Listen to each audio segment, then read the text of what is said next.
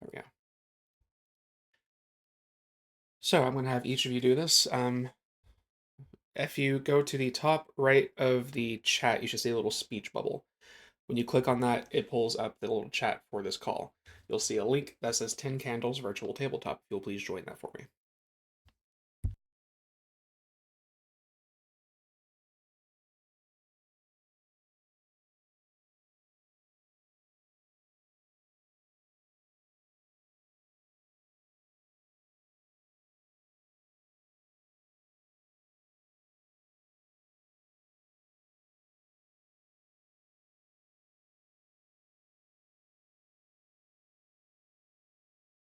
Where do we get to the chat?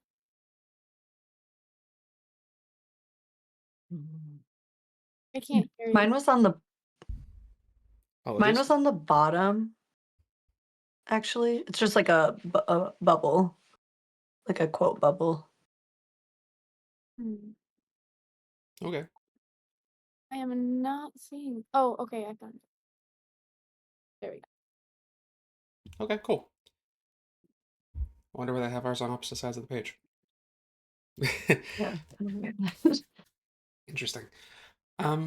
Cool. Everybody's here. So, quick rule, kind of general mechanic about this game. The candles are the pace setter. Once the candles are lit, you have to be very careful when navigating this page. Do not click on a candle because that candle will not be relit, even if it was an accident. Once all the candles are lit, a timer starts. And they will start going off on their own. Anytime you fail a check, they go off. Once you run out of candles, that's game over. So, starting in the order of what I have here. Hannah, is there an issue? Yeah, mine keeps kicking me out. Hold on. Yeah, Am I in there take a your bunch time. of times? It has you keep jumping in and out. Okay, am I in now? It says so, yes. Okay, yeah, I'm in. So Okay, cool, cool, cool. Let me reorganize this.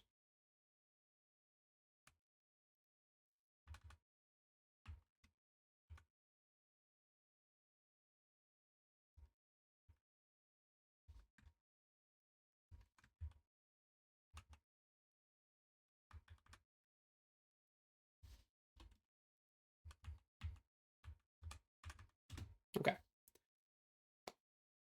So, we'll kind of do this in order. We're going to go through the process of character creation and setup. Um, we're going to go step by step. And beginning here, Trevor, will you please click on the first 3 candles, starting from the top, heading right? First 3 candles, so under above my name, or is it under Hannah's name? The topmost candle, like if you're looking at a clock. Okay.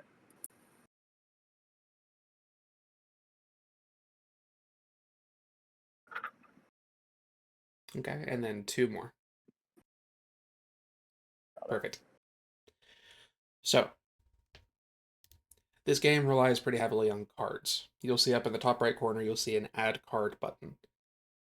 Click on that, a card will pop up with a drop down. Click on the drop down and select Virtue. all of us. Yes. Okay. Once you've selected Virtue, you'll see a box underneath that says enter text here, or something on that line.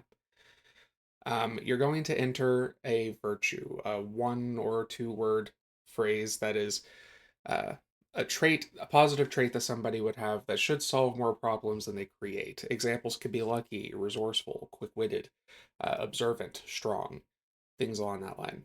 Once you have determined your phrase, just hit create and just keep it to 1 trait. My Won't let me add card. Sometimes it's a little finicky. You want it, try aiming for the top of that box. Oh, Oh, I see. It is Okay, not so you very said do well created. virtue. Yeah. You said do virtue and then type what? You're going to create like a 1 to 2 word like a 1 or 2 word phrase that is a positive trait somebody might exhibit, like merciful, daring, uh, quick-witted, things along that line. Something that's going to be a positive trait someone will have.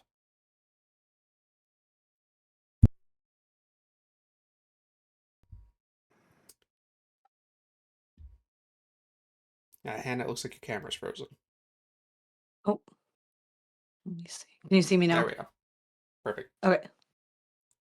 And then just raise your hand. You don't have to keep it up, just to let me know that you created the card.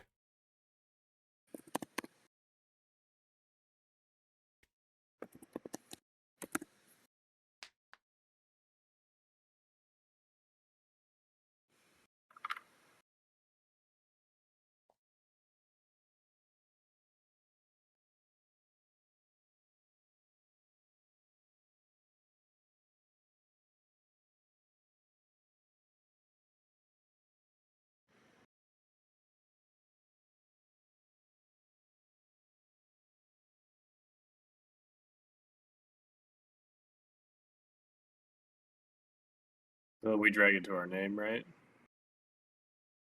So once you've created the card, that is with you. What you're going to do once everybody is created and everybody has created the card, you're going to click and drag to the person to the right of you. So Hannah to Shelby, Shelby to Trevor, Trevor to Hannah. You're going to skip me. Got it. Okay. So everyone should have 1 virtue that was given to them. We're going to do it again, but this time it's going to be a vice instead of a virtue. When creating this card, it should be something that causes more problems than they solve, like afraid, regretful, addicted, naive. Something that's a little bit more problematic of a trait.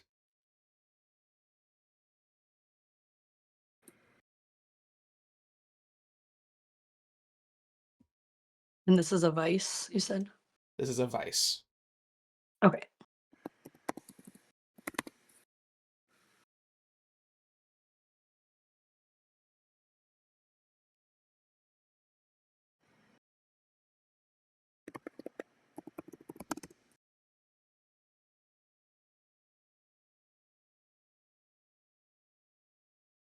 And again, just raise your hand once you've made it. Okay. This time we're going to send it to the left, skipping me again.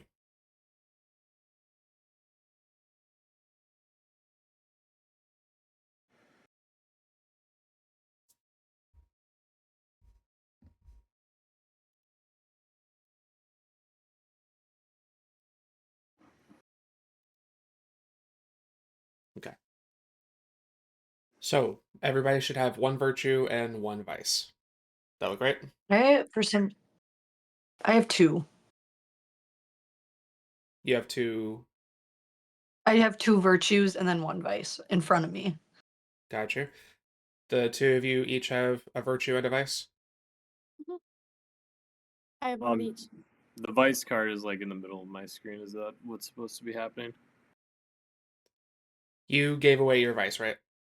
Yes. Yes. So, like, if you guys click off of that, whenever you click your name, your cards will appear. Mhm. So do you only have 1 card? Seems I only have a vice card. Must have. Okay, given- so I'll Okay. give him, because I know which one I had at first, so I'll give him one. Okay, Okay, now do you I have see. it? Yep, I Okay. got it. Cool, cool, Okay. cool. All right, so everyone has 1 of each of those. Mechanically speaking, I'll go ahead and kind of explain how these are used. As you are playing through the game, it is a very improv roleplay type situation. I put you in a scene, or you guys find yourselves in a scene, and you try to navigate the scene as best to reach your goal.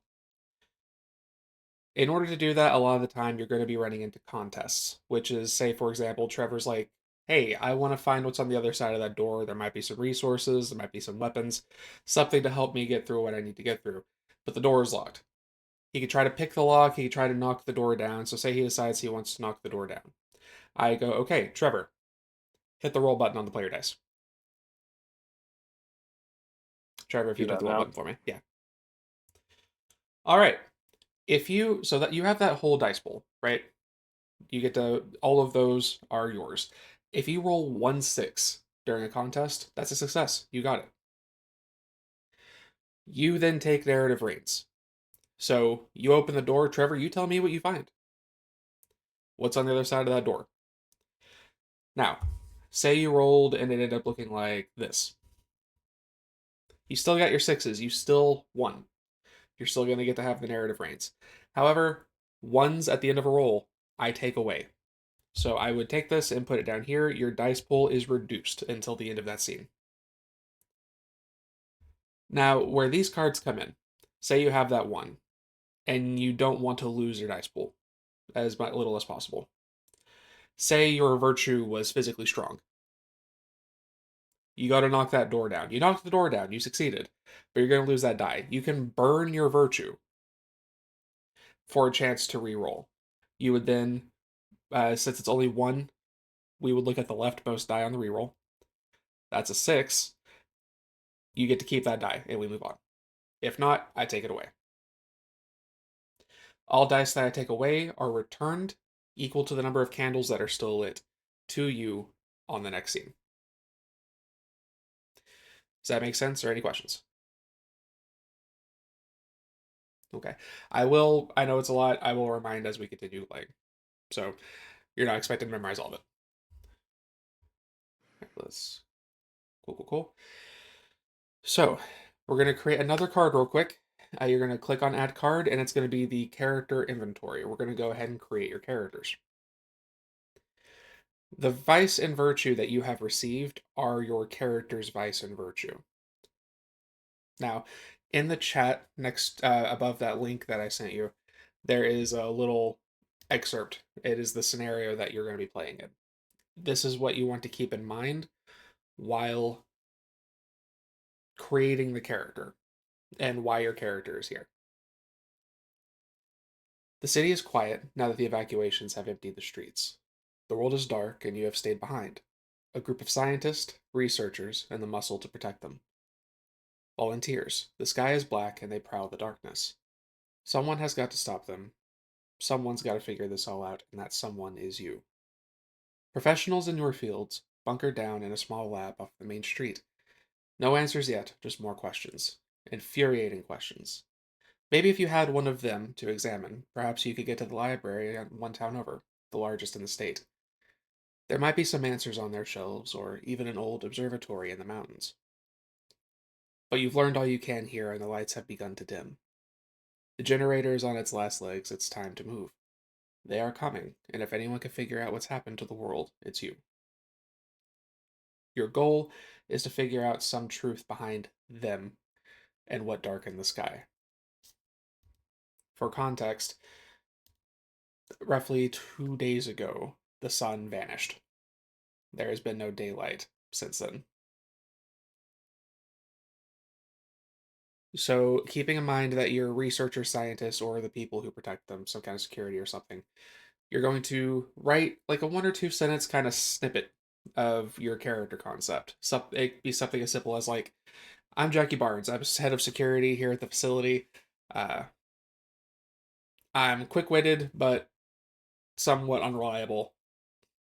Blah, blah, blah. Something to that effect. Just kind of like a brief little snippet. And just let me know when you've made it. And what do you put at the top for the select a card type? The character inventory. Okay. We use our own names, or does it have to be different? You can use your own name, or if you want to create a whole new character.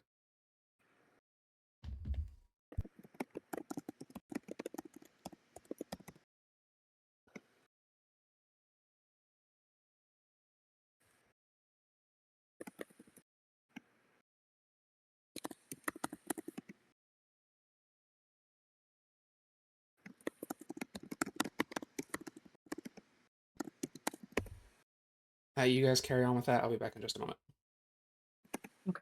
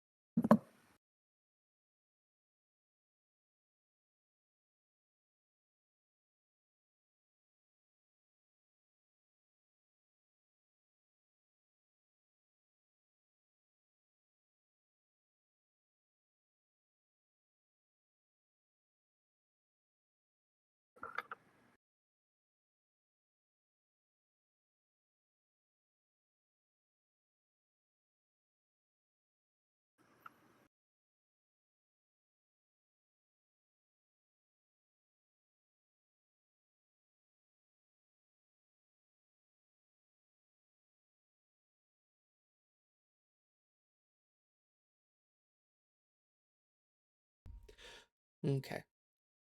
Everybody other concepts? Mhm. Fantastic. Now, there is an inventory element. So underneath your character concept, you're going to put literally whatever is in your personal pockets right now.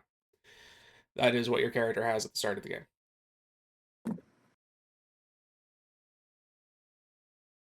You type it in the same box that you just typed the sentence. Yeah. You can just put it underneath it. Okay. Okay.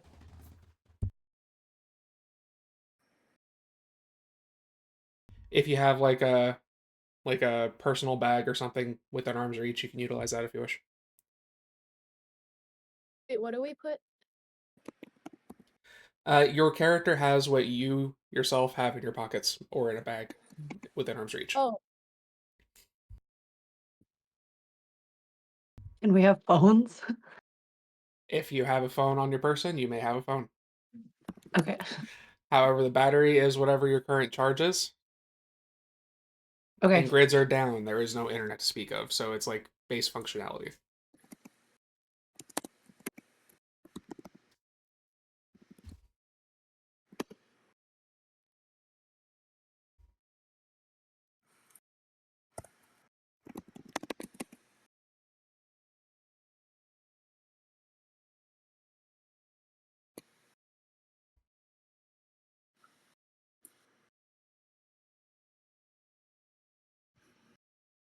Let me know when y'all are good.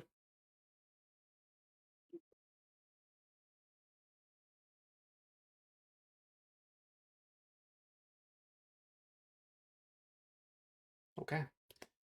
We will now move on to step 2. Shelby, if you will, following the order we've already started, light the next 3 candles.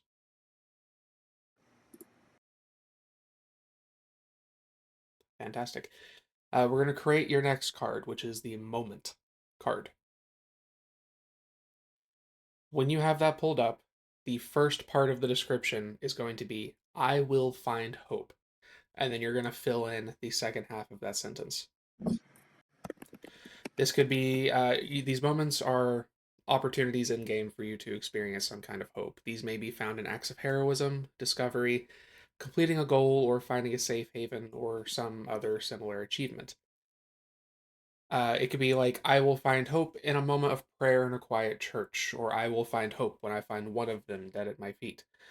Some kind of personal objective for your character. Hannah, it looks like your camera's frozen again. Oh shoot. I think it does that when I'm typing. Okay.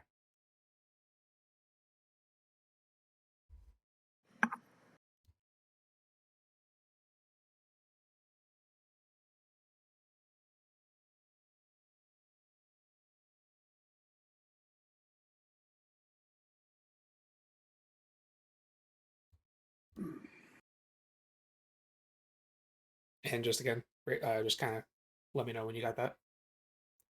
Perfect. So these you are going to keep. As I explained with the trait cards, Vice and Virtue, you can use those to reroll ones.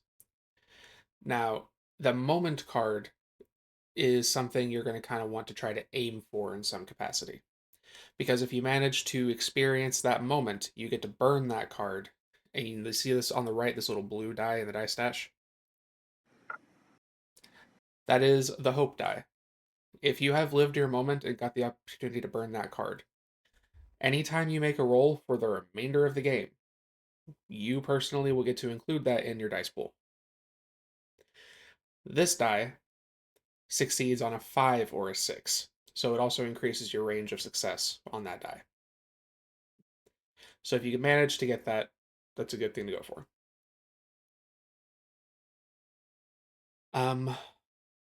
Everyone's got their moments. Fantastic. Hannah, if you will light 3 more cards, we'll move on to step 3. Okay.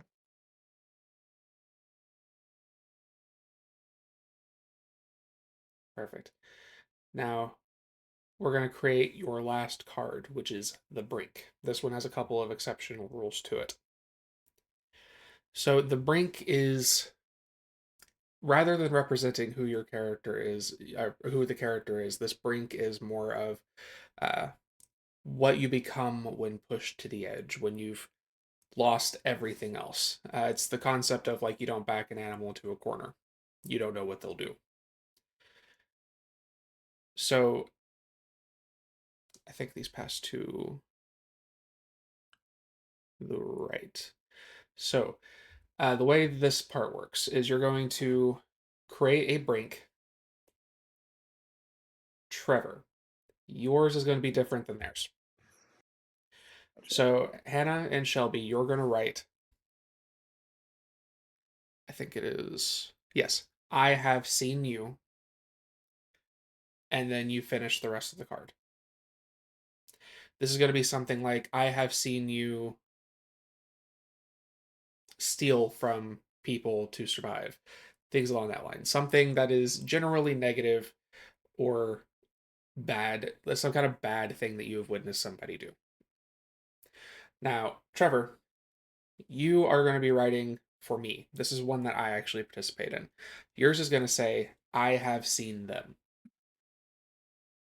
Now, yours is thus, I have seen them actually do something like a bad thing, as much as you have an opportunity here to establish something about them. This could be a power or some kind of identifier or some kind of strength. For example, I have seen them turn invisible, or I have seen them take form of a white-tailed deer, things along that line. You have the ability to kind of describe how they function a little, but you cannot give a weakness. Got it. Now, Hannah, you're on my right. I will be writing one for you, which will say they have Okay. seen you. Okay.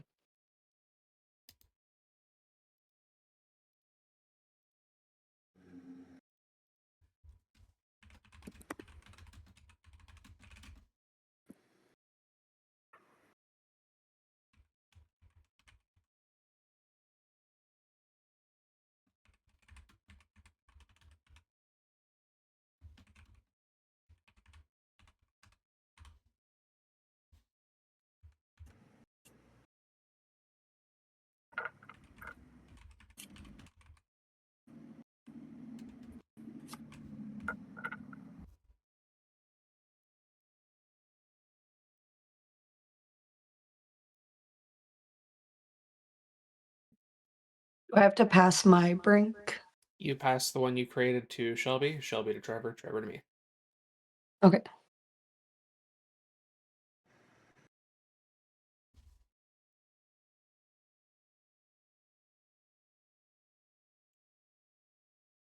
That's a good one. Okay. So, These brinks you keep secret.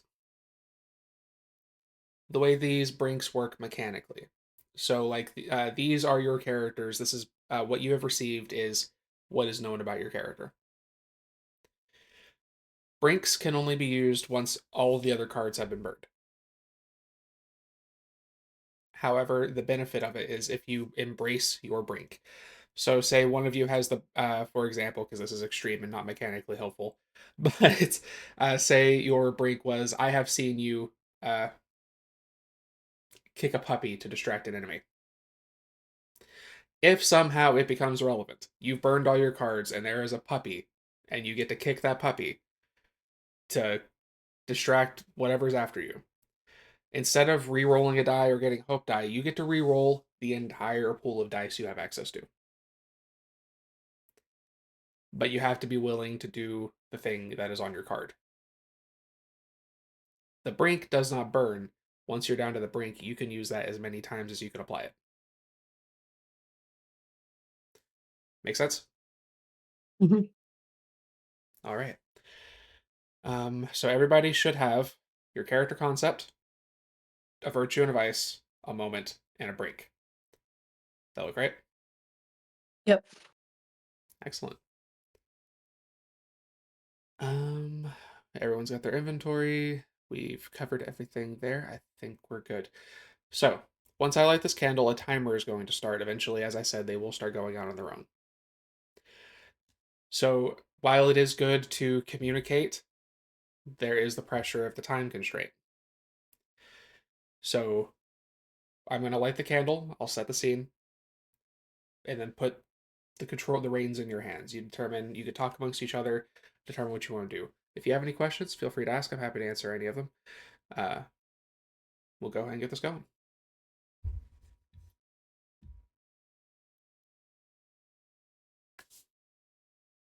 It is dark. It's been 2 days since the sun has been in the sky. You have been trying to figure out what you can, but resources in this facility are scarce, at least in regard to finding the answers to these questions. The generators, no longer able to pull any power from the sun with the grids being down, are finally starting to go out. You have what's on your person, and you have your leads, the library and the observatory.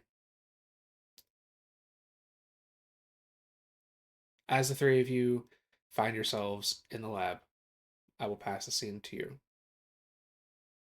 How do you wish to proceed? Well, first, I apologize. Let's go and introduce our characters. Trevor, who are we today? Pull it up. I am Trevor. I'm part of the security force. I'm observant and professional, having trouble abandoning tasks.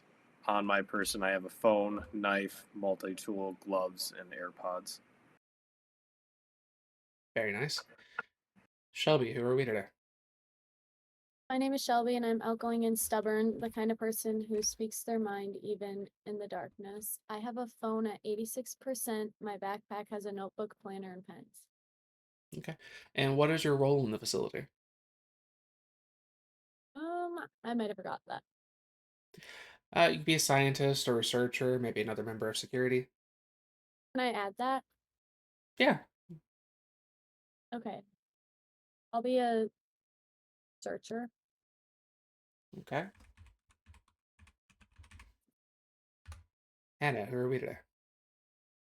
Okay, I'm Hannah. I'm a scientist who is new to the field, but I'm very observant and I learn very quickly. I tend to regret a lot of things that I do, so I get nervous to make the wrong moves. I currently have a personal bag with a phone, sanitizer, my wallet, and I have my taser.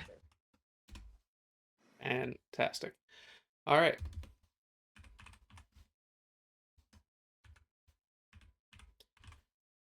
As it is becoming clear that you can't stay here any longer, it is time to decide what to do next. The scene is yours.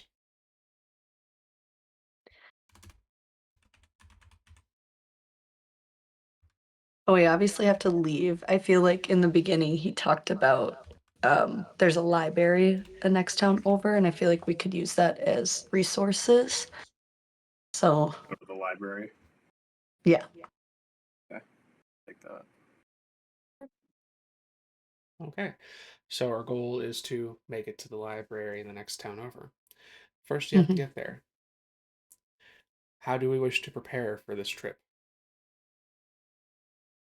We I feel have a like we mode of can. transportation. Well, no mode of transportation has been established, so here's where we will kind of get into how the game rolls. Uh, Thinking about how to get out of here, mode of transportation would be helpful. So you can roll to try to find a vehicle. So this is anything that has not been established, a roll can help establish.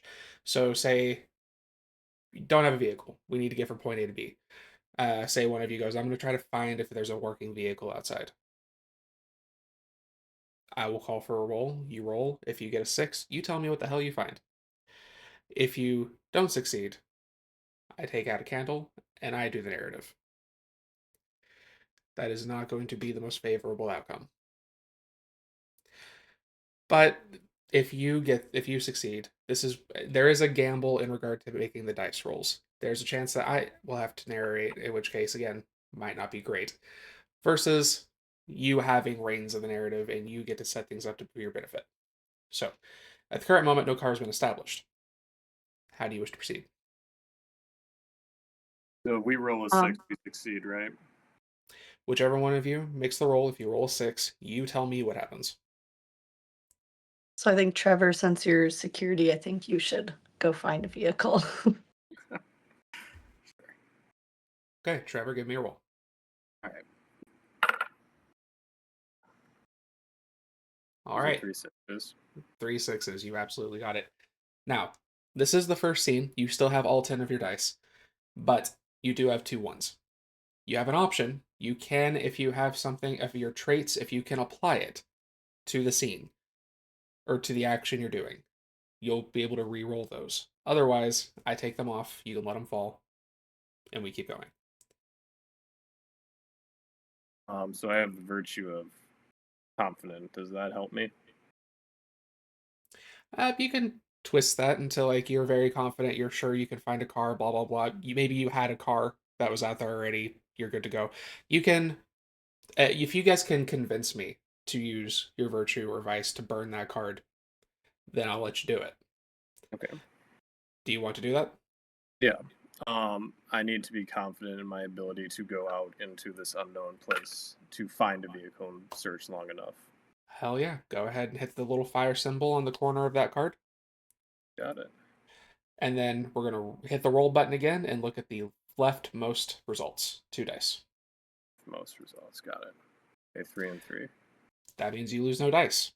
You get to keep the full dice pool. You still had your 3 6s from before. Tell me what you find. I get the input of my fellow teammates here. Sure. You Um, can get input What from your do we teammates, want? but ultimately the decision is yours. Okay, what do we want, guys?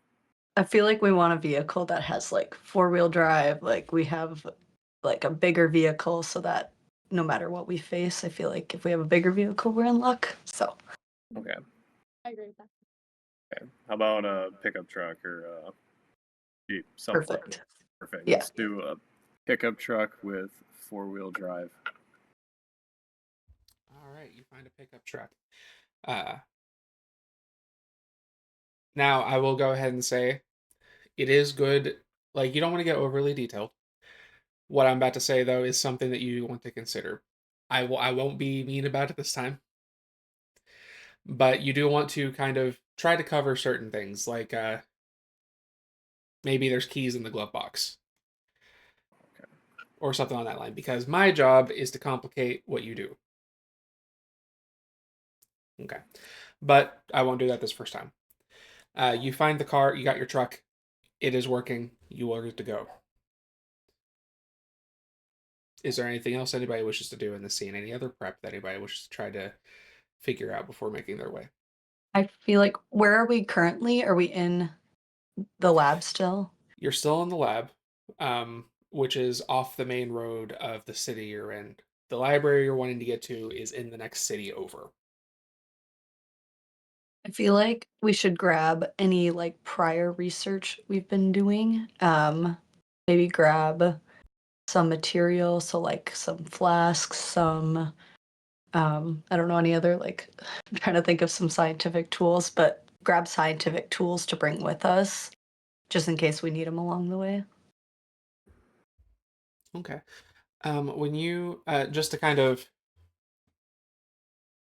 when you say like scientific tools, are you looking for any particular function? I feel like it can help us um like if we find anything outside that might help us gain a clue, we can use those tools to do a little bit of research once we reach our next destination Okay, if we find stuff along the way. we can work with that.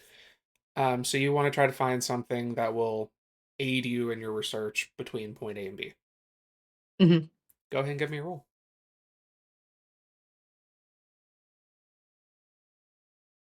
I didn't Okay, so this is a failed roll. Now you do have 4 1s. You can potentially re-roll those, and if one of those are a 6, that becomes a success. Do you have a vice or virtue? Okay. Um,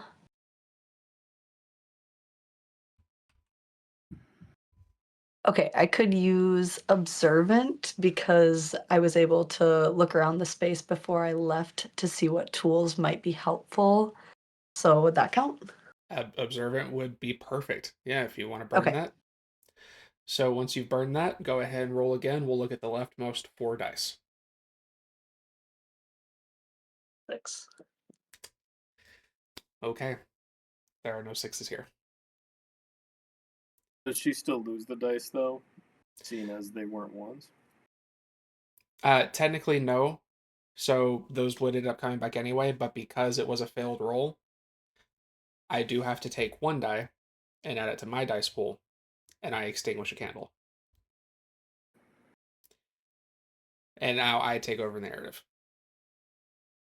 You go into your lab, trying to find anything that might be useful. You gather a few implements, collect them into your bag.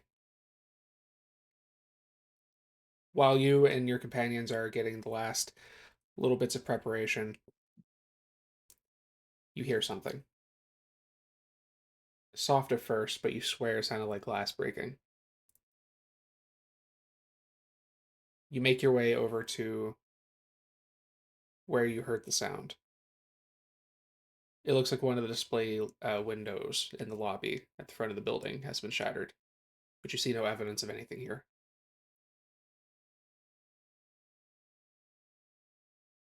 You see the truck when you shine your light completely surrounded in the vast darkness. No street lights are on, no nothing to illuminate your path save the lights you bring with you. When you step out, you hear something that you swear is a growl. For a moment, you think to go back inside. Maybe there's something else in there that you might be able to grab. And then the power completely cuts off in the facility. You begin to hear something growling, and you see a long hand reach through the doorway.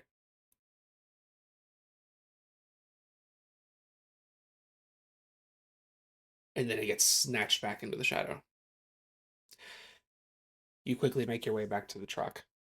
This place is compromised as you get inside and move on down the road.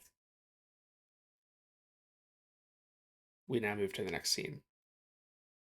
Now, new mechanic that comes up every time a scene ends is called truths.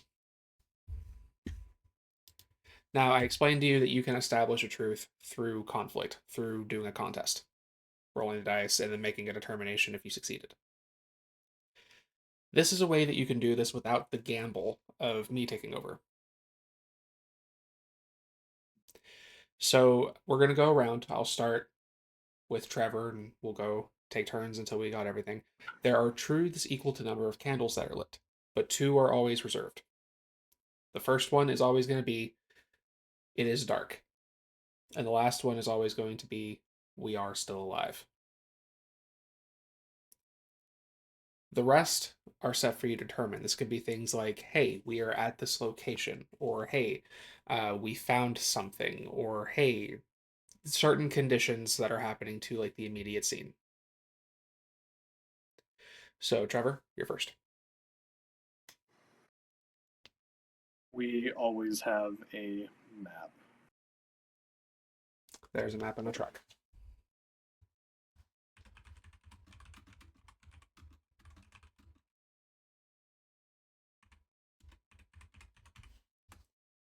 All right, Shelby. So it can be anything like that it may have in the truck.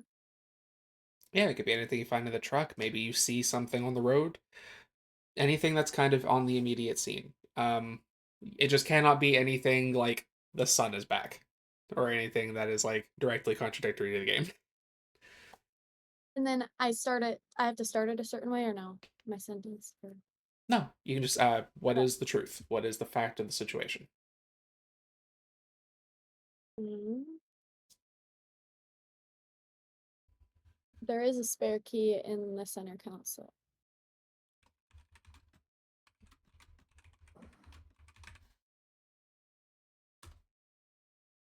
Okay, Hannah.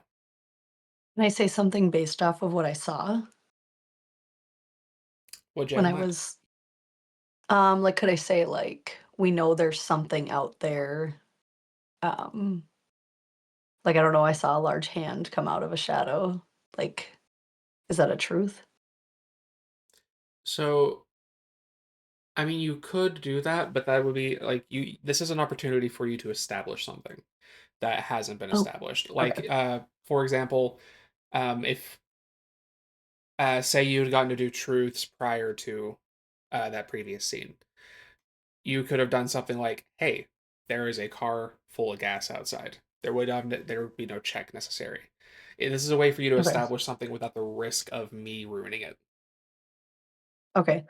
Um, we can I say like we have a generator full of gas that we could use?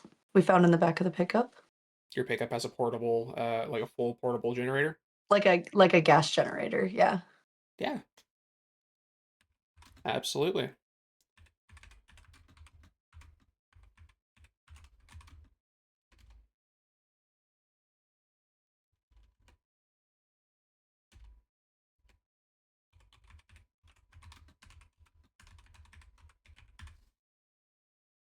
Okay.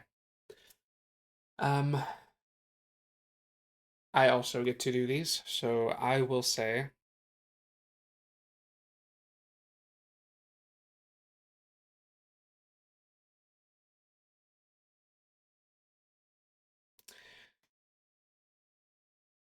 there are many blockades on the road.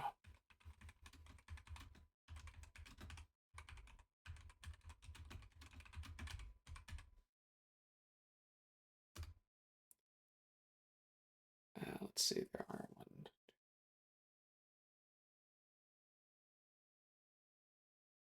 Trevor,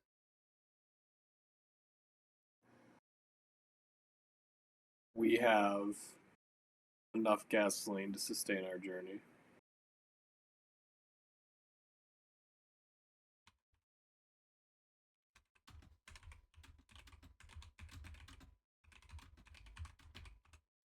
Shelby.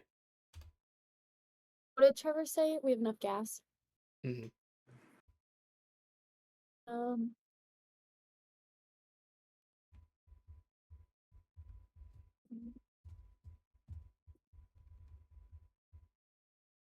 we have spare tires, jumper cables, all those things in case something goes wrong.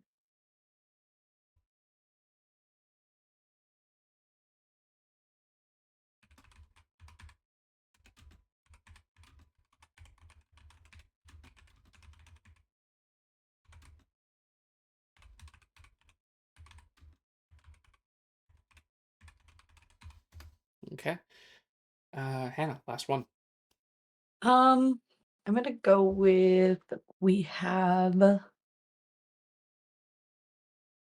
gonna say we have gallons of water with us. We found in the truck as well. I'll say 5 gallons of water, to be exact.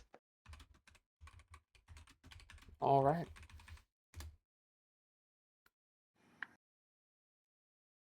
You're on the road. You find there's a map in the glove box, as well as a spare key. Uh, there's a functional gas generator in the back, and enough gas to get to the next town over. You find a few things to repair the vehicle if need be, and 5 gallons of water. Whoever had this truck was prepared for whatever might be coming. You notice, though, on your way through the town, there's a lot of blockades. It's starting to slow you down a bit. You're having to take other, like, long, winding paths or uh,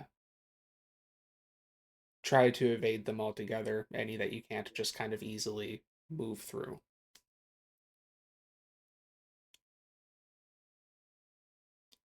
I will go ahead and put the scene to you. How do we wish to progress as you're navigating the streets of this dark city?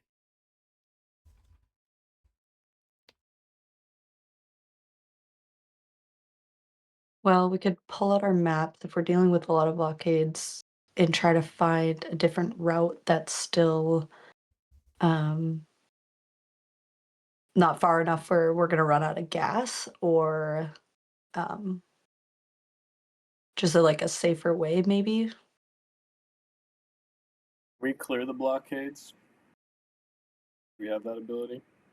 You want to try to just clear out the blockade so you have a straighter path? Yeah, let's do that. Okay, yeah. Whoever's going to do that, give me a roll. Trevor? I got fresh dice. All right, rolling.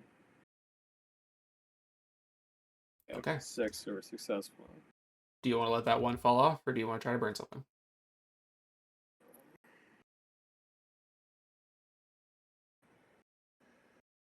Let that one fall off.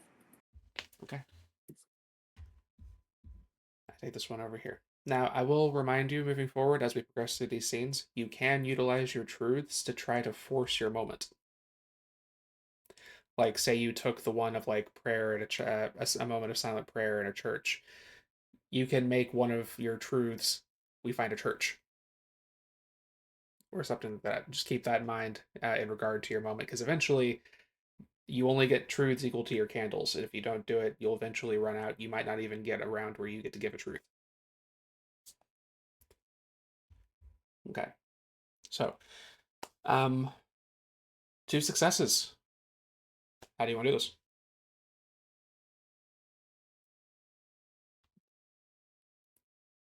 So we were able to clear the blockade. We were able to keep driving. Can we say we've arrived at the library now? I won't say you arrived at the library yet, and to be clear, the person who makes the roll gets to make the determinations. Okay. You're welcome to give suggestions and such, Okay. but it does belong to the reins go to the person who made the roll. We've successfully cleared out the blockades, and we found something to assist us in clearing future blockades. That work? Did we roll? If we can consider the blockades no longer impeding us. You can consider the blockades taken care of. You've managed to clear them. It took a little bit of time, but not too much. You did well enough that it didn't drag too long as you continue on the main road. As you're driving, heading toward the end of town, it's been completely dark. You can't see anything. It's not even normal. Like, you obviously have the streetlight situation that are currently off, but usually you have the moon or anything to create any kind of illumination. But with no sun, there's nothing to reflect. As you navigate almost blind, save your headlights, you notice as you start to reach the kind of get into the end of town where you'd start to reach the highway, um, somebody suddenly jumps out in front of the lights. Who's driving?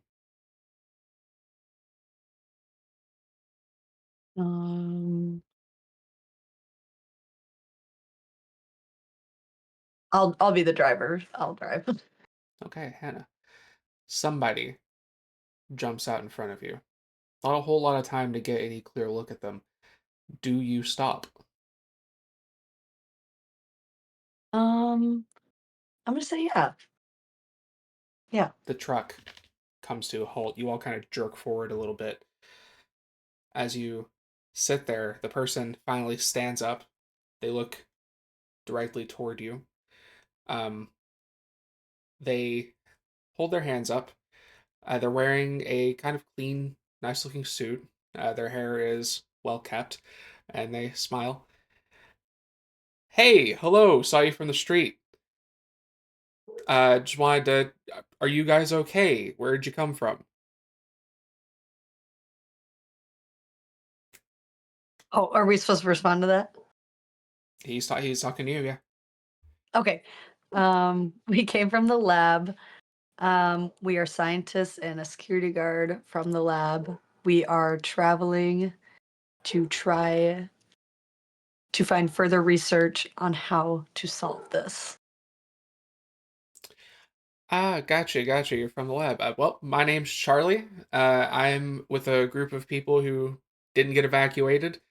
We have a little haven, a couple blocks, and he kind of gestures off the road a little bit. There's about 20 or 30 of us there. There's food, water, shower if you need it. Uh, If you need to kind of take a break and resupply, we happy to help.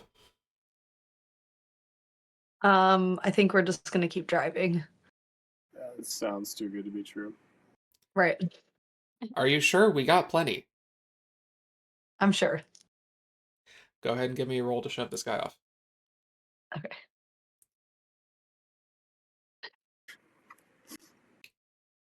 Do you have anything you can roll? Or do you have anything you can burn to maybe save those two? Um, You can't burn for other people, right? No. so I have to. Okay. Mhm.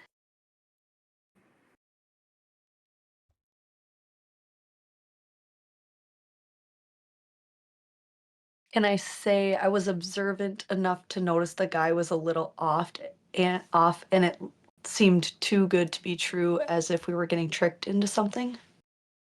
Didn't did you not you didn't did you not burn observant last time? Oh shoot, I did do that one already. Hmm. What is your vice? My vice is regretful. Um, Hmm. Well, do could you I think be you can go ahead? like, Your regret like, stopped the first place. yeah. I feel like I could say like I'm gonna regret it if I listen to this man and if there's something worse where he's taking us. I don't know. Sure. No, I think regret can apply here. Okay. This guy clearly jumped in front of you, which is weird. He's acting weird. Um, sure. So go ahead, burn that card, which means you are now out of your traits. You are just down to your moment and your break. Go ahead and re-roll. Roll. We'll look at those first two. You need a 6. Okay. Okay. So I will just extinguish that candle. As you are kind of your attention's on him, and you're trying to be like, "We're good. Just let us pass." His smile never falters, and he just goes, "I really must insist."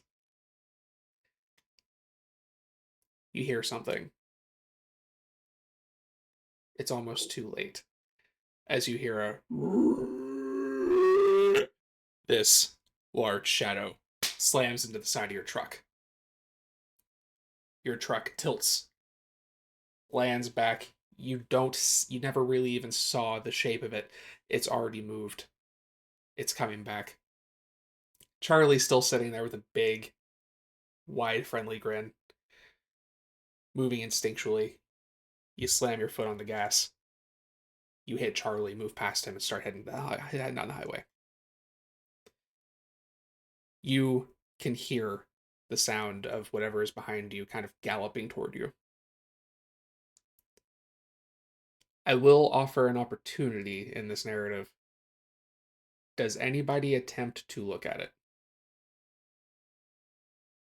Hannah's driving. My eyes are on the road. Yeah. Like, look at the shadow you're saying, or like what hit us? Does anyone attempt to get a good look at the thing chasing you? Sure. You take your phone, you turn on the flashlight, and you kind of poke around the window. And you see it, one of them. Kind of humanoid a little bit in its shape, but the arms are long, much longer than they should be. The fingers kind of doing like the knuckle dragging thing on the ground as it's running toward you.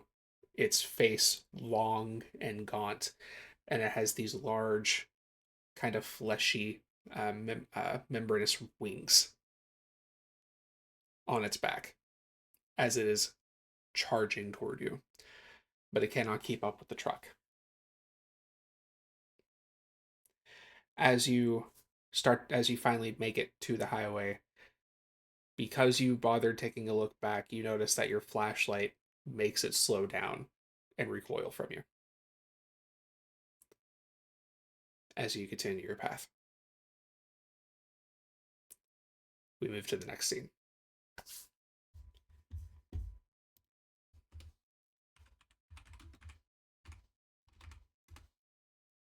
Okay. We started with Trevor last time, so Shelby, starting with you, what is the first truth?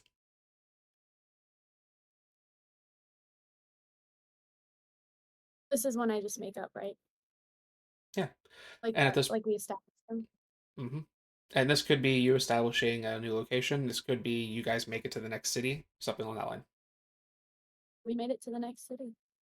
Okay.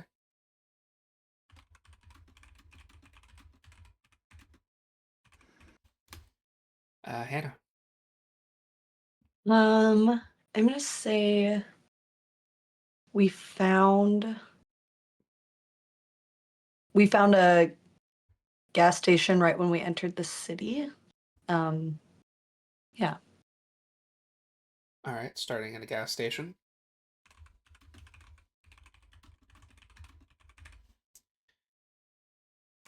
Um, I will say the gas station is still functional, but it's one of those that the gas has to be released from inside the building.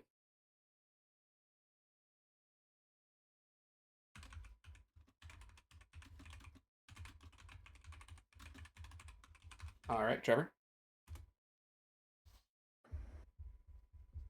There is no one in the gas station that will cause us harm.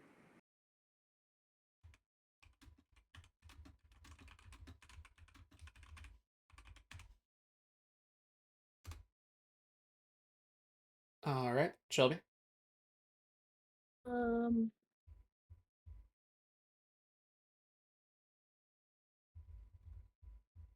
we refueled on gas, so and our generator, so we're good for the next. How many trips? So you are currently about to get the gas. You cannot establish an action. You're establishing facts. Okay. So we know the gas station is there. It has gas. It just needs to be released manually from within the store. What else? You also know that the gas station, there's no one inside that will cause you harm. Um, we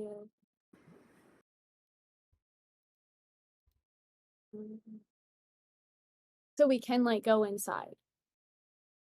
So you guys are arriving at the gas station. Oh, that's So nice. you'll be able to go inside. This is more like the arrival. You're establishing something about the gas station. So it could be Okay. like, hey, there's some kind of resource inside, maybe uh something to that effect, something that you can find while you're here, or some truth about what is here. Um, they're open and there's food and water and stuff inside. Okay.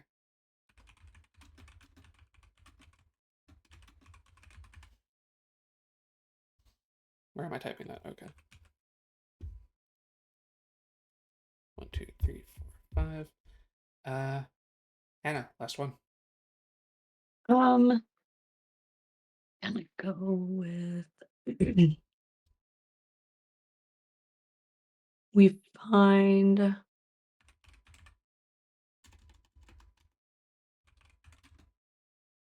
flashlights and a battery.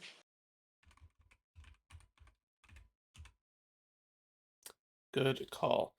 All right. You pull up to this gas station. You go to check the pump. You see that it's kind of locked. You can do the pay for it and everything, but a person does have to manually release it from inside. You can tell that there doesn't seem to be anybody in there from outside. You can see the power still on, and it doesn't look like it's been rummaged through too much. How do you wish to proceed?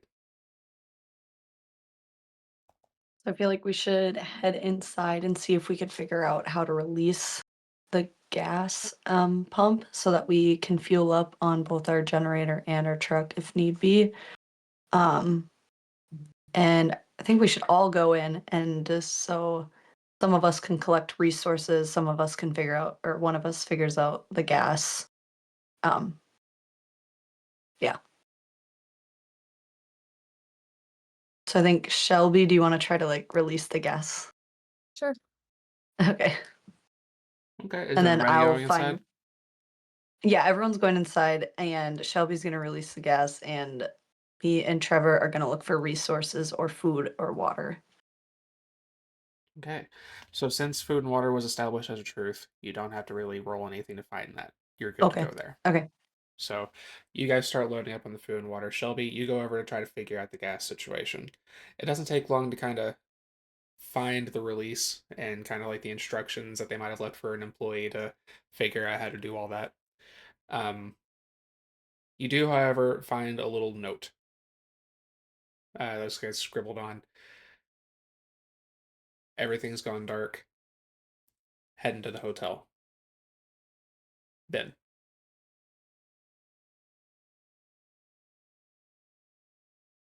That's the note says that. Mhm.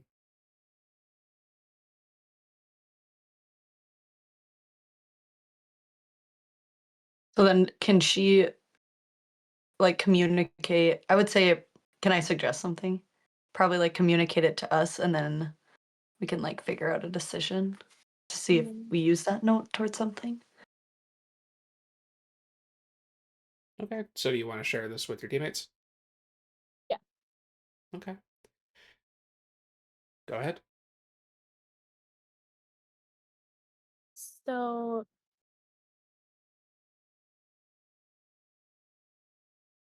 we can now just like discuss what we want to do from there. Mhm.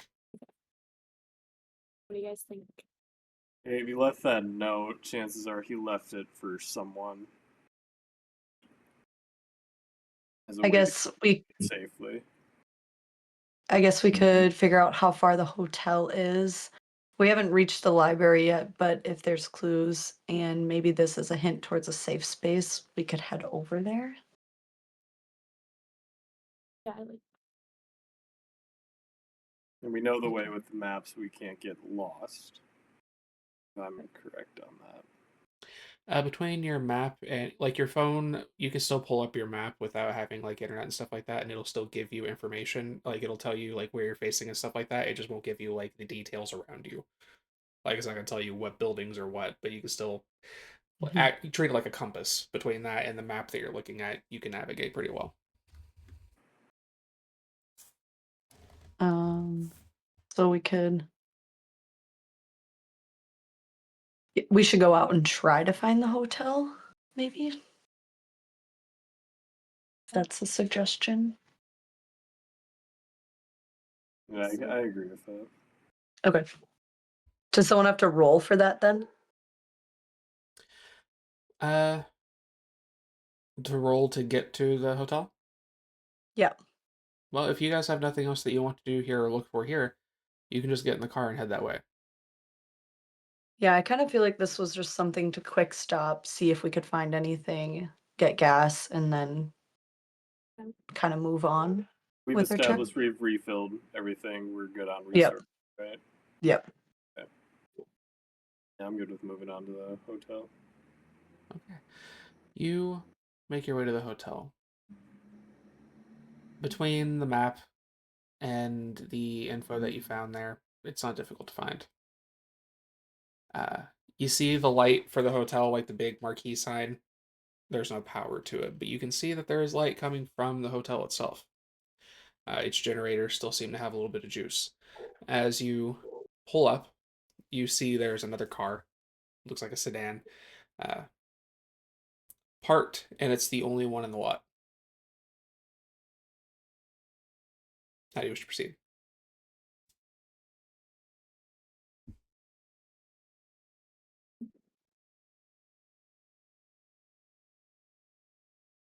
You said there's a sedan in the lot. Mm-hmm. Is there anyone in the sedan?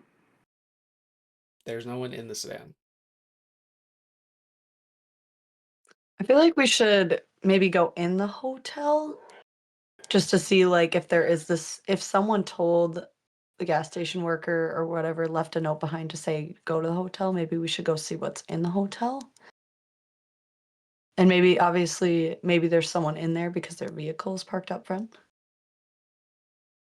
What does the hotel look like? Can we see anything inside? It just kind of looks like a simple motel. Like you have like the little office on the end, and then it's just like a line of rooms, 2 floors.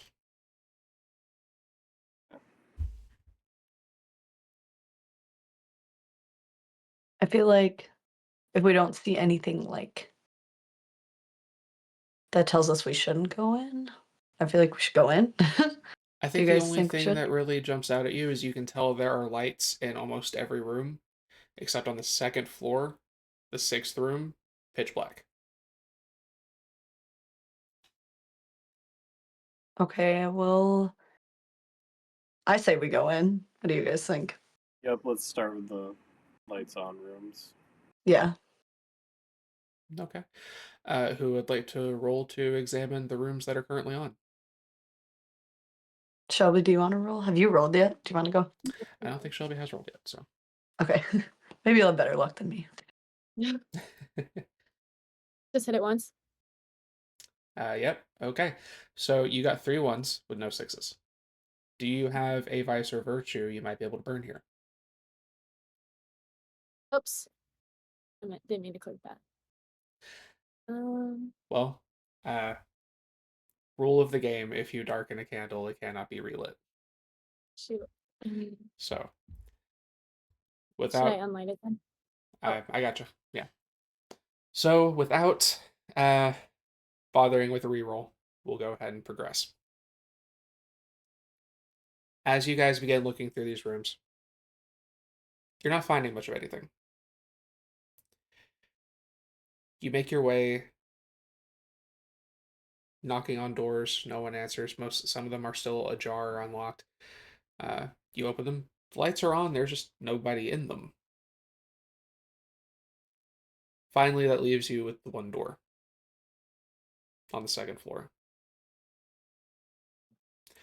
I will ask who would open this door. Trevor should. He's our security guard. Roll for it.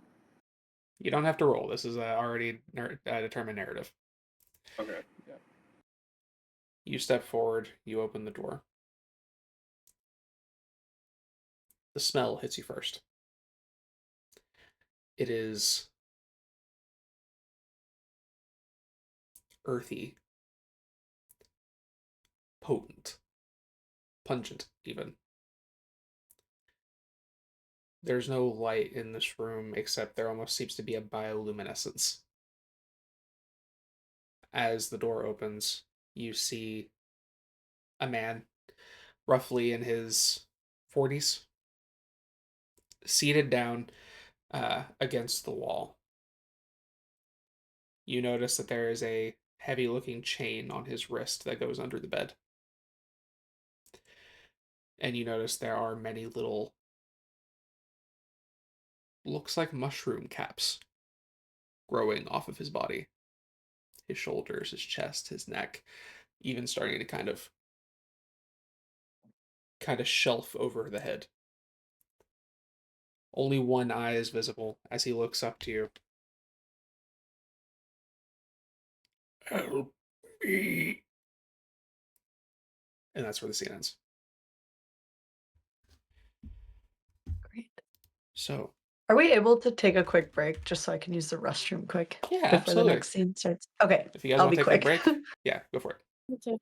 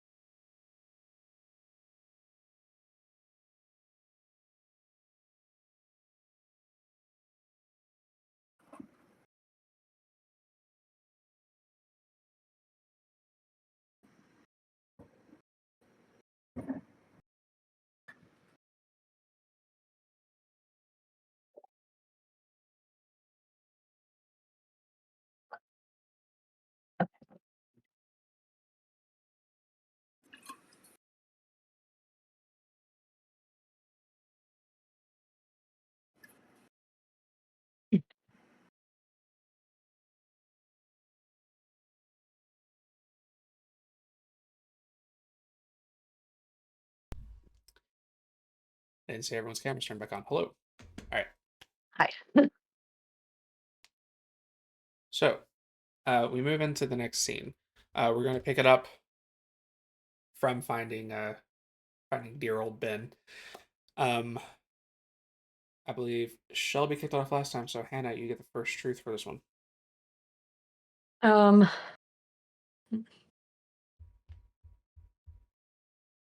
we know no one else is in the hotel.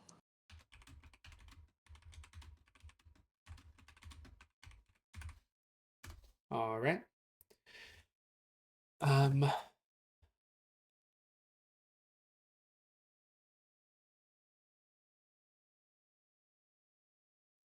mine will be. Oh, sorry, I forgot to take these dice.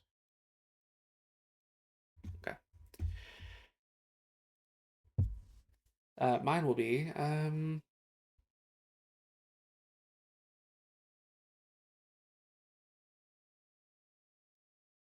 when Ben moves, you hear the chain seem to drag something under the bed.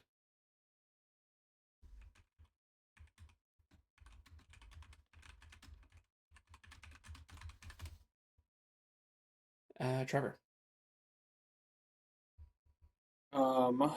Nothing in the room will harm us.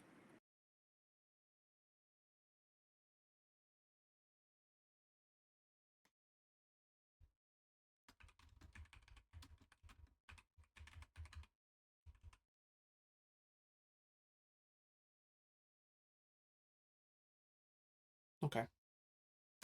Shelby. What was Hannah's again? Can you say what she said? I said no, there's no one else in the hotel. In the hotel. Um. mm. And this can be about the hotel specifically, like not just that one room. Right. Okay. Um.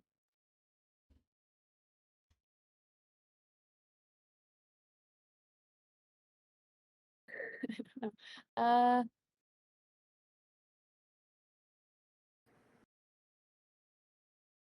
We've made it through all the rooms with the lights on, and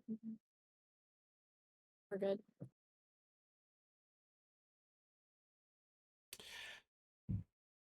Okay, I will say that has already been established.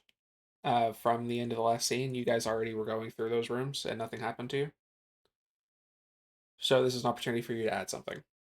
Okay. Can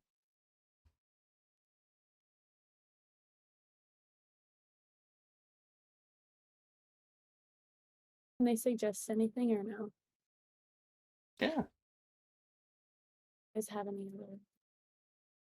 Sorry. You guys have any other things? Mm, We could be immune to whatever got Ben.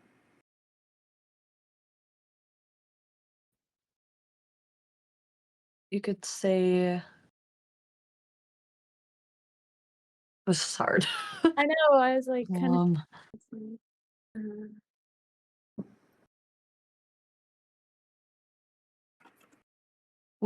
you could say something like we have those but we still have our personal items still on Yeah. us. 'Cause, like we didn't leave. Would that count? Like we didn't leave that in the truck? Like we have our personal items on us? Or should we do something else? Like the personal items, I assume are still on you. Now, if you Okay. have things in the truck like your food, water, and things along that line, Mm. those are isolated. If you wanted to establish that you brought those with you, that'd be something you can do. Okay. Um, Well, but the stuff that you have on you, I'll assume is on you. you could say like the flashlight we found at the gas Yeah. station, we brought that in with us. We brought the flashlight and the batteries in with us. Okay.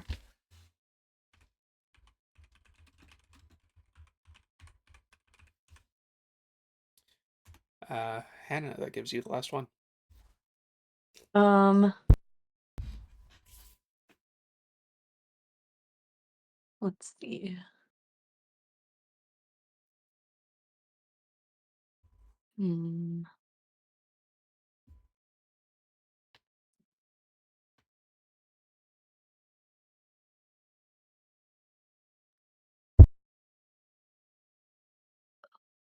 I'm struggling. You're good. um,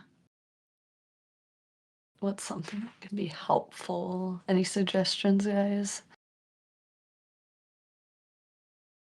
Like,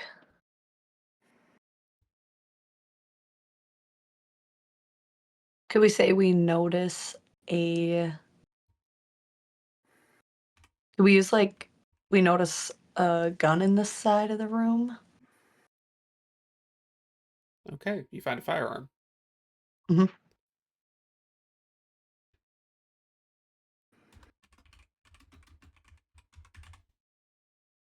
Okay.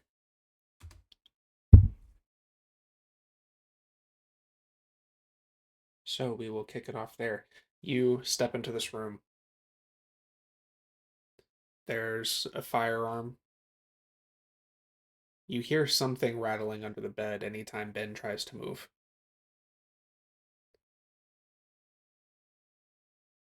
You brought the flashlights. You kind of shine about. You notice as you're shining the light, not Ben specifically, but you notice that there is a slight recoil off of the mushrooms.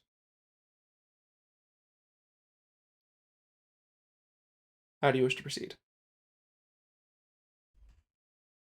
Um, well, I think from me being the observant one, I start to notice that the light is affecting either we know the flashlight affected whatever we saw when we were driving over, and we're now noticing that it's affecting the mushrooms that are growing on Ben.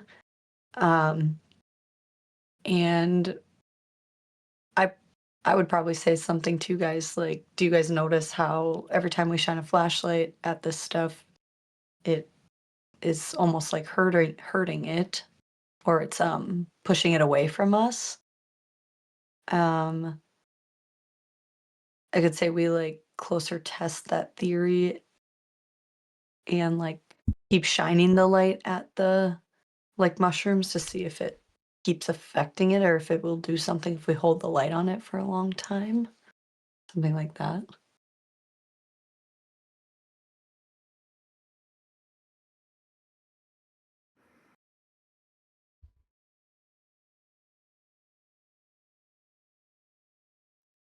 Was this a question to me or to your colleagues? Just to the colleagues, I think Yeah, like okay. I mean, Yeah, yeah, I I think think that's the right. pattern's kind of there. So we should-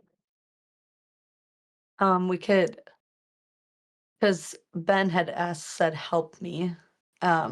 Should we try talking to Ben and see if he knows anything? Like that.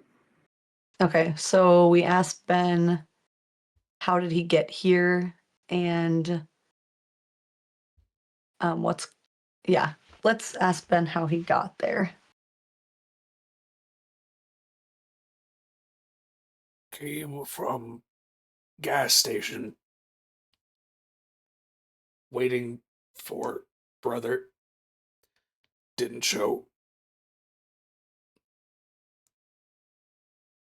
Well, who told you to come here?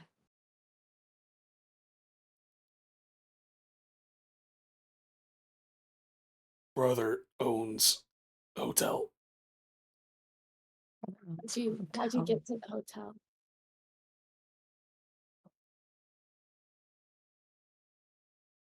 Car out front. Mine. Oh, it hurts. What's hurting? He very weakly gestures toward the mushroom growths all over his body. When did these mushrooms start appearing? Last night, Why he's chained up, right? hmm, Why how did you end up getting chained up? did it myself. And what was the reason for this?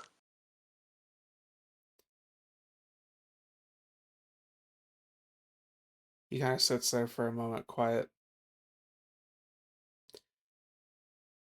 When he kind of turns his head up a little more directly toward you, you notice that the eye kind of underneath where the shelf is growing on his brow is kind of like that milky white that you'd see in like a dead or a blind eye.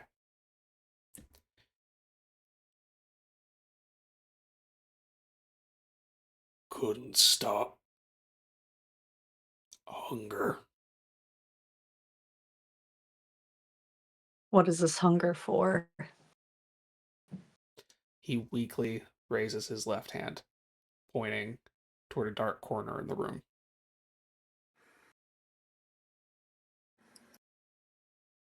We shine the flashlight over there Mhm. and we see.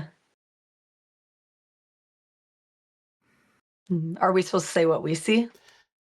There is no role here declared, so unless there is a action that people are wishing to take in order to gain the narrative hand, it will be what I provide. Okay, so I shine the flashlight over there.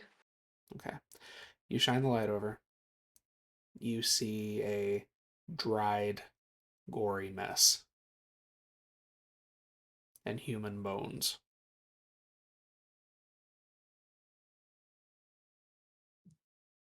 So he's hungry for human is kind of what we discover. He ate somebody. He ate somebody. We kind of slowly step back. And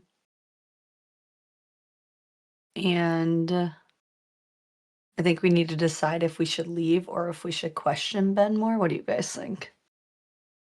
Where's his brother? Where's your brother? Yeah, can we ask him where's your brother now? It's what happens if we leave, then I don't know. I feel like You ask him where his brother is. I haven't seen Timothy. Never showed. Can we ask who'd you eat? yeah.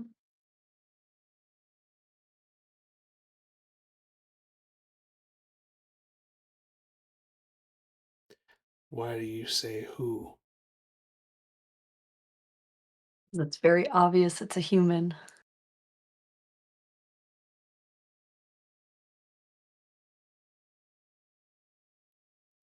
No. No. Uh, I didn't. And he begins kind of rambling, not fully coherent as he's. It's almost like you're actively watching him reject what you're saying. No, no, I couldn't stop eating, but surely I didn't. Where's Timothy? Yay, Timothy. Yeah. um, as we slowly kind of back away, I feel like we're kind of realizing something. For me being observant again, I feel like whatever is affecting him is causing him to have a hunger for human, and We should probably we should probably leave. Although this is kind of giving us more answers, so it's hard to leave. But me being someone who, what'd you say? But before like we get eaten, I feel like one of Yeah, us. I feel like we should leave. Yeah. But we also do notice he's chained up, so we don't know if he'll Right. come at us. So he's chained under the bed. Something's not under the bed, right?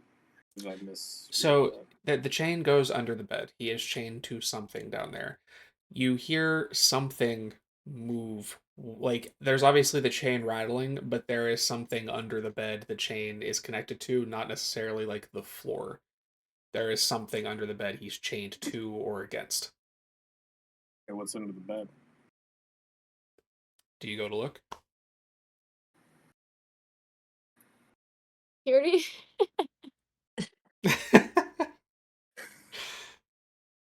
I feel like okay, so me having the flashlight, I feel like then I would shine it under the bed to see what he's chained to. That's true. We could look from farther away. We do know, or one of our truths is nothing in the room can harm us. Uh, That plays into That effect is here. one of the truths, yeah. Okay, let's look So at yeah, it. let's shine the light under the bed. Give me a roll. Roll. Hmm. Okay. Oh, yeah, Okay, that is a one. success. Are we? You don't have any virtues. You don't have any traits left, so we're gonna go ahead and No, bring that down. What do you find down here? I get to decide that. You have narrative rain. I will say, oh, let me. This is a particular situation. You, yes, you have a decision to make here. Absolutely. It's just a little bit different. As you get down, shine the light, you see it looks like he didn't necessarily chain himself to restrain himself before this affliction took hold. It looks like he chained one of them, and they are chained beneath the bed. Okay, You, so there's a yeah, you having this moment, having gotten a success, you can tell me right now. You have the unique opportunity to provide something about the creature, as you technically okay. have one in your grasp. So when I shine the flashlight under, we noticed there was another creature under there. Um, he's also covered in mushrooms and fungus, and it looks like he's kind of now overtaken by whatever got him, no longer like functioning as a human. When I shine the light under the bed, he squirmed a lot. He kind of got weak and made some screeching noises. So you are saying that they can also be subjected to the fungal aspect of what's happening here. Yeah. Okay. Interesting.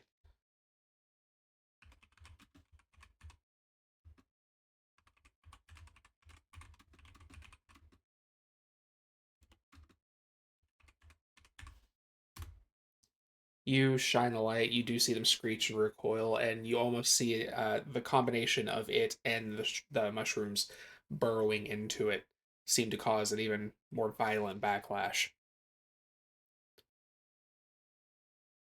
They clearly don't like light, and these mushrooms, which seem to be somewhat related to them, can also affect them in a negative sense. Now, real quick, everyone's moments. Does anyone have a moment that has aligned with anything that's happened so far? I mean, mine, since we're at the hotel, my moment was I'll find hope. Can I share mine? Yeah. A safe space that I can rest and remain calm. So, like maybe we choose to stay here for a while to gain rest, and because we know that the rooms have light and they're functioning hotel rooms, so maybe we stay calm in a room for a little bit just to regather our thoughts and get some rest. I'll say that's close enough. If you wish to burn that Okay. moment, you can use the hope die in your dice rolls moving forward. But Okay. that also means you have burned everything but your break. So I either should I feel like I don't know if I'll find like we're at a hotel right now, so it's probably It's the good best to burn the option. moment. Like, that's fine to do. I Okay. am just saying Okay. you now have access to your brink card, and if you need to, you can utilize it. However, I will say if you use your hope die and fail a brink roll, your hope die, that's the only time that goes away. Okay. But So you I'll now can lean into your brink if you need to moving forward. okay. So I can burn my moment and then roll that dice. You don't have to roll anything right now. It's just moving Okay. forward. When you go to make a roll, you will have the hope die. Okay. Okay. All right. I'll burn it. Anybody else? My moment was like the same. It was like to find a safe place. Then you can go ahead and burn that as well. I will find hope in the people I meet. feel like that applies to this situation. You got people with you, and you did find some information after meeting Ben. He might not be the most hopeful individual, but you learned something. If you want to burn that card, you can. So moving forward, you guys will be able to use the hope die. I'm just going to leave that in the pool moving forward since all three of you have it. Now, again, if you lose a brink check, you will permanently lose the hope die on a use of the brink. But that's the only time it can be lost. Another mechanic, now that you guys all have it, there are things called a dire check. Say you happen to encounter one of them and they go to attack you, or something happens that could be of a serious detriment to your character. Another one of you, if still in the scene, can spend your hope die and sacrifice yourself to save your teammate. Okay. So, you get the information you can from this guy. You learn about the creature. You found out what happened to Timothy. How do you wish to proceed? We go to a hotel room. We get some rest for a good amount of time, just to regenerate ourselves to continue on. Okay. You guys get a little rest.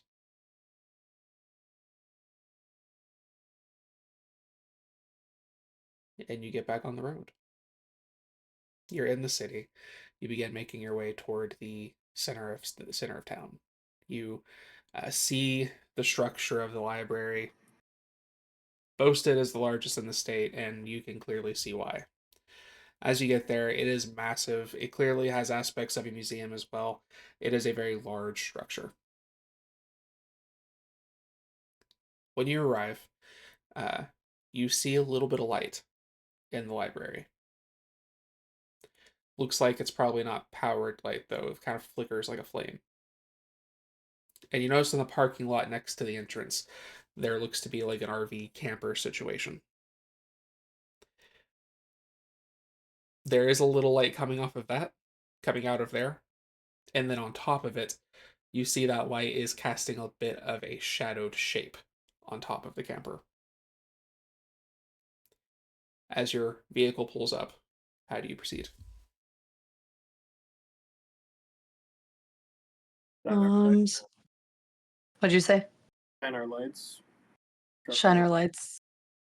Yeah, kind of as a courtesy now that we know it can harm, or not harm, but the creatures don't like light. We kind of turn our flashlights on and move around slowly to make sure there's nothing in the distance. Yeah, I'd say so. Sorry, so you're checking the distance of what precisely? Like just like around us, because we're getting out to go in the library, right? Yeah, so I feel like we're just like getting out and cautiously like moving around to make sure there's nothing um in the distance, just so that we could safely make it into the library. Okay. Uh, yeah, I'll say you can kind of get the light, looking around, checking your perimeter. The only thing that makes you really any like nervous about approaching the library is that camper with the thing on top of it. Outside of that, everything looks fine. It's just dark. Okay, can we proceed to like move into the library? Sure. How do you want to approach? Um, just get out of the truck and walk in. Okay. Uh, one of you give me a roll. Who wants to go? I can take it here. Oh, you got it. Okay. Okay. Sorry. Alright, roll.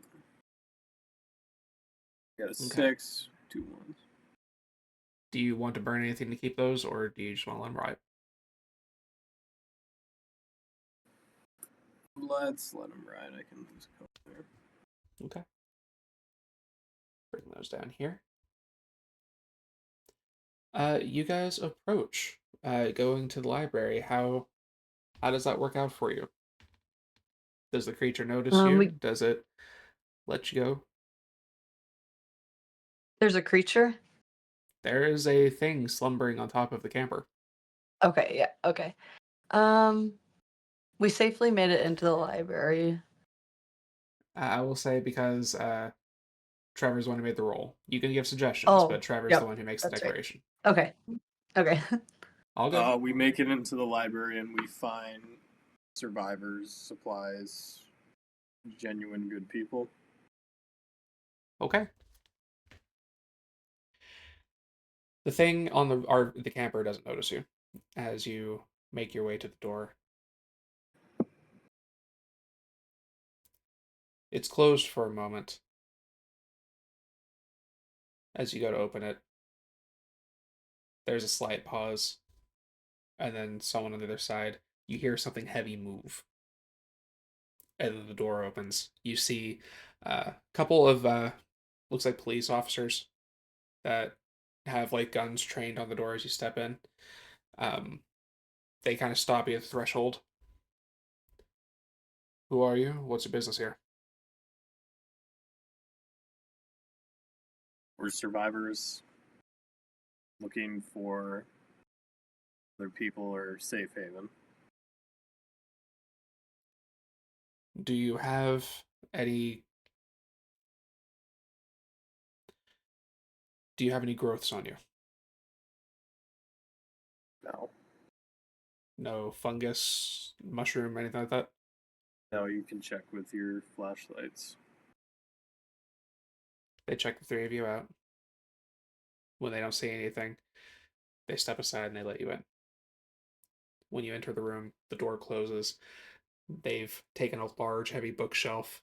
Three of them push it back into place in front of the door. And one of them returns to a post by the window where they can kind of see the parking lot and keep an eye on the camper.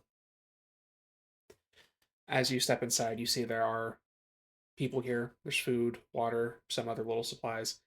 Um, you see the librarians that are still that kind of got stuck here when everything got turned off, still helping kind of tend to people, make sure that everything is there when they need it. And you see there are some people off in the distance kind of reading, uh, looking through some books. As you guys step in, how do you wish to proceed?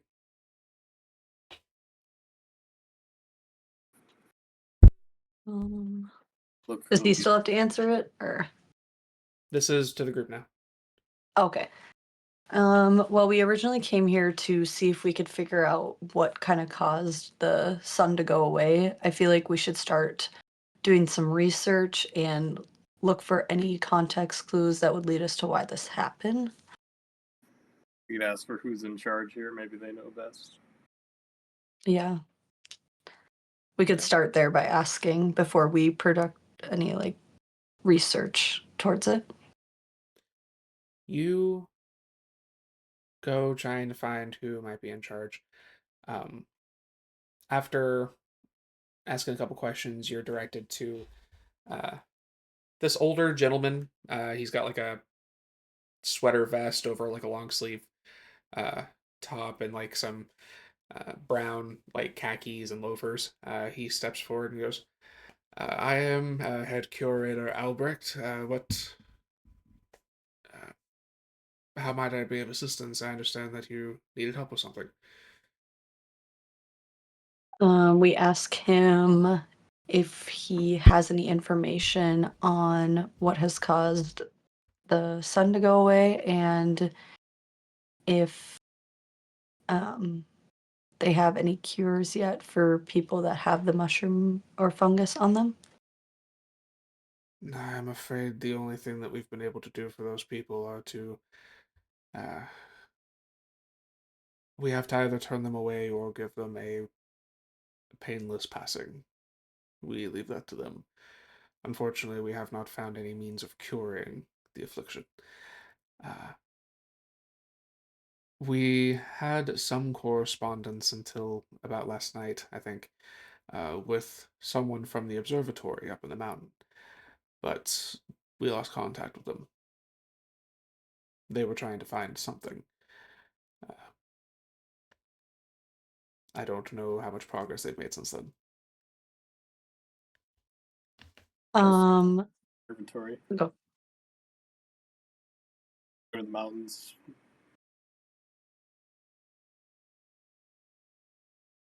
I didn't hear Can everything. you, I heard mountain. We Yeah. want to go to the observatory where they're making progress or not making progress.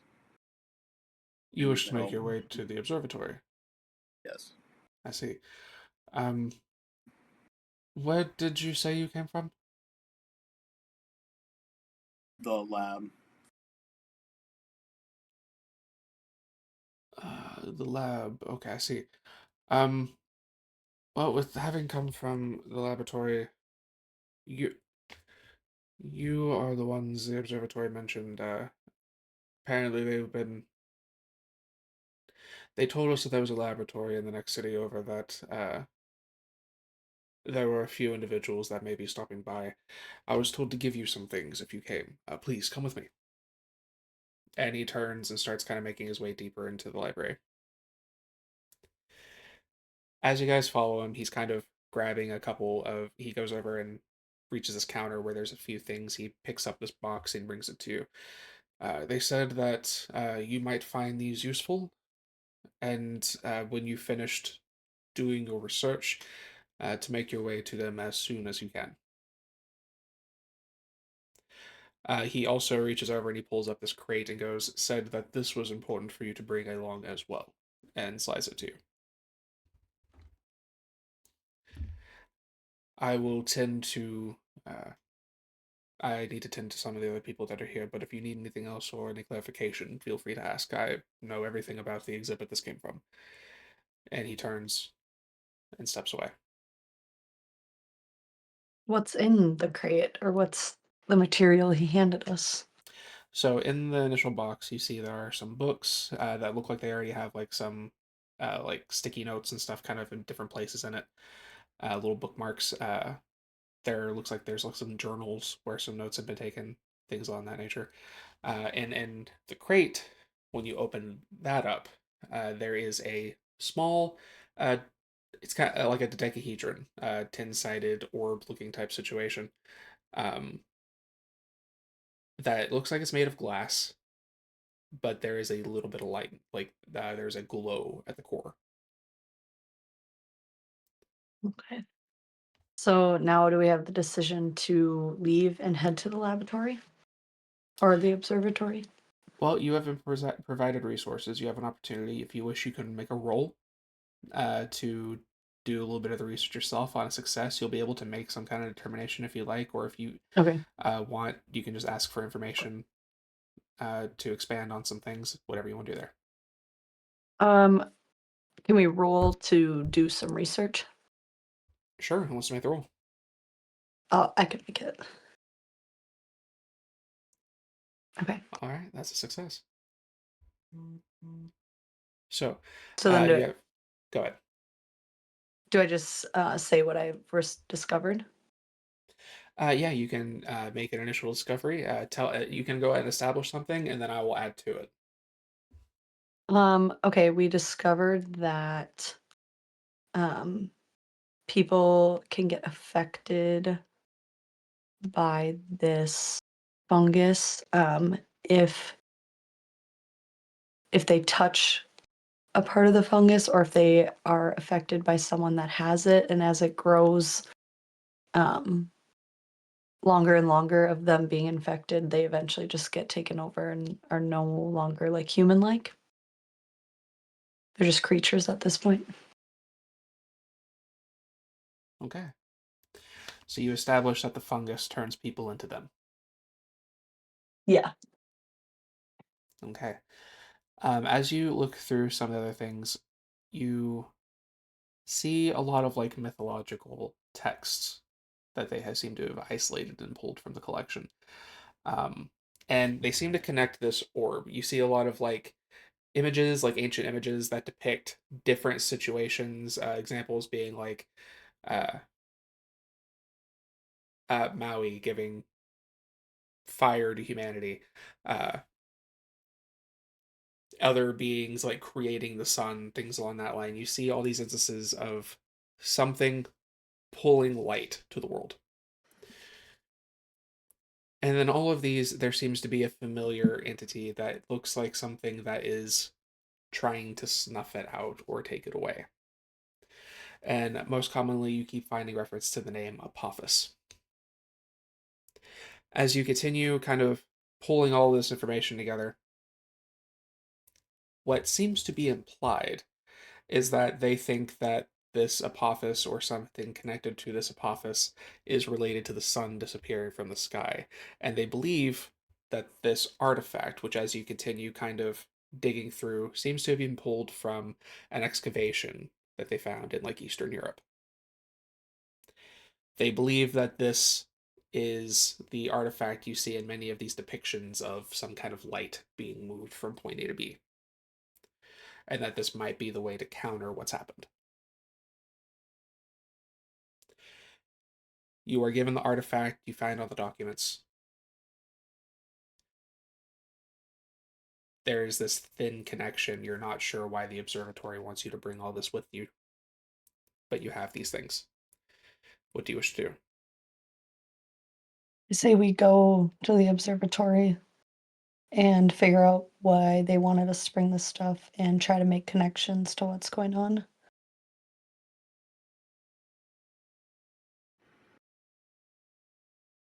Okay. Anything anybody wishes to do here before heading off to the observatory? Resupply. Okay.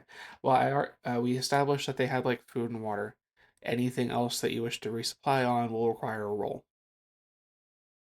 We probably need gas in our truck again if we're heading somewhere else. Okay. You want to, So so if you guys want to try to find something other than food and water, who wants to make that roll? You can roll. Okay. Okay. Now, your vice or virtue, do you have anything you might be able to apply to this situation? Um,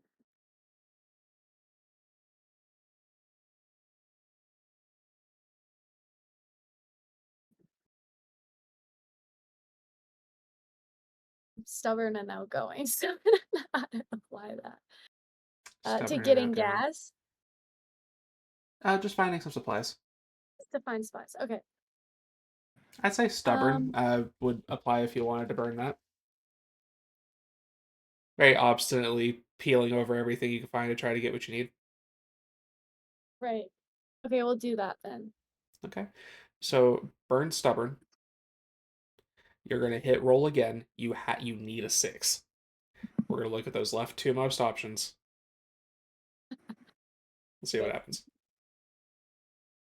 Oh, That's a 6. mm, Okay, what do you find? I have to say that, right? Mm-hmm. Um, and we're still at the library, but we want to go to the observatory, so we need to get gas. Yeah, you guys are resupplying at the library So before heading we on the road. find we find we find the nearest gas station and fill up. Well, I think, like I said, you guys are still you're taking supply from the library. So, like, you could say you found some gas cans and Okay, we whatever found else you'd gas like in to the do. library. I didn't know if I had to be like No, realistic.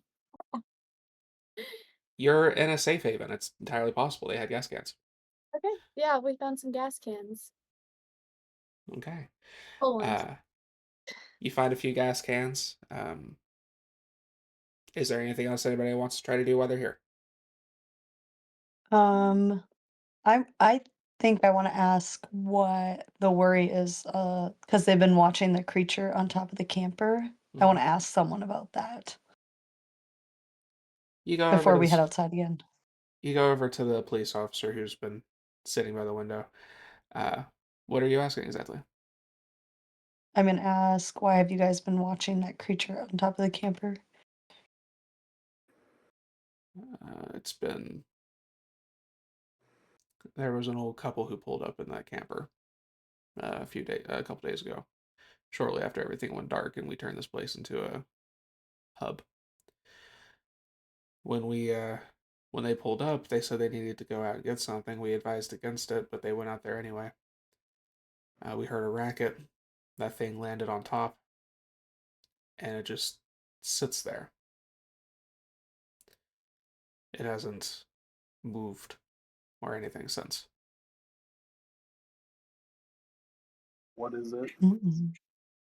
We think it's one of them, but we don't want to send anybody out and risk their lives to take a look at it. But we keep an eye to make sure the old that old couple are still in there, but we haven't seen any movement all day today. What if we save the old couple that's inside? You want to go out there and save them? I feel like we're kind of curious as to why it hasn't moved or there hasn't been any movement, so maybe we want to try on our way out to see if we could help. Uh, if you can get rid of it, that would be great. We're not sure why it's seated there unless it's waiting for them to come out. But that camper can't keep the lights on like that forever. Use the lights Uh, on our truck and our flashlights. well, here, we're not going to send you out unprepared. He kind of walks over to where a couple of them are, and you see him open up a couple of cases. And then he pulls out this uh, shotgun with a few rounds along with it, and he brings it over. Any of you know how to use one of these? Trevor, that'd I be guess you. that'd be me, yeah. He hands it to you. Hopefully, you don't have to use it, but you're welcome to take that with you. Uh, I would offer to send someone with you, but we have limited people to protect these people here, and we're not risking it because they wanted to go to their camper. Hope you understand.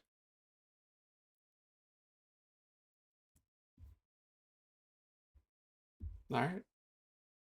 How do we wish to proceed?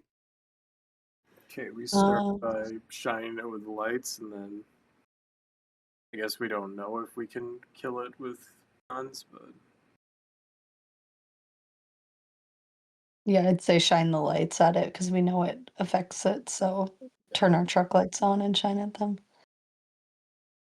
You hit it with the headlights and prepare to hit it with the shotgun. So, Trevor, since you are the one who will actually have to pull the trigger, you can make the roll for this.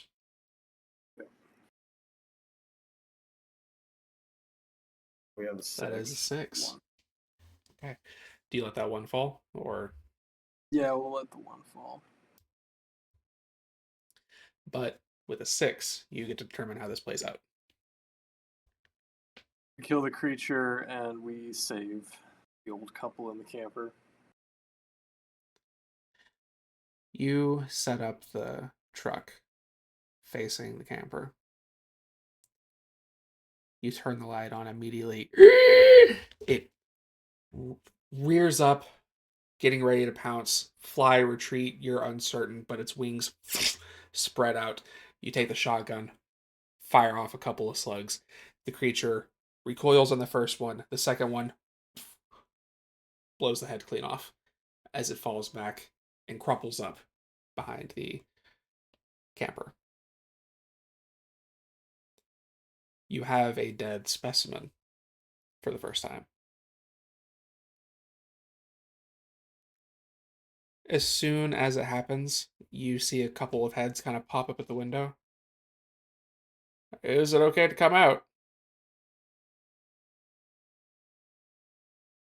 Yes.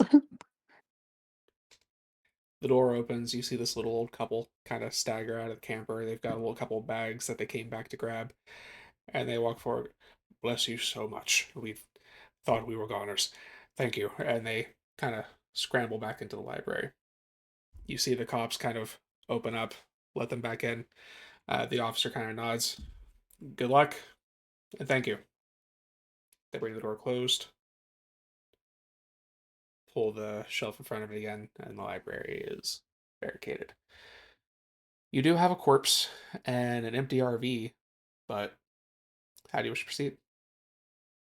The corpse in the If RV, hook it to the truck. Get to the Yeah. observatory. The RV.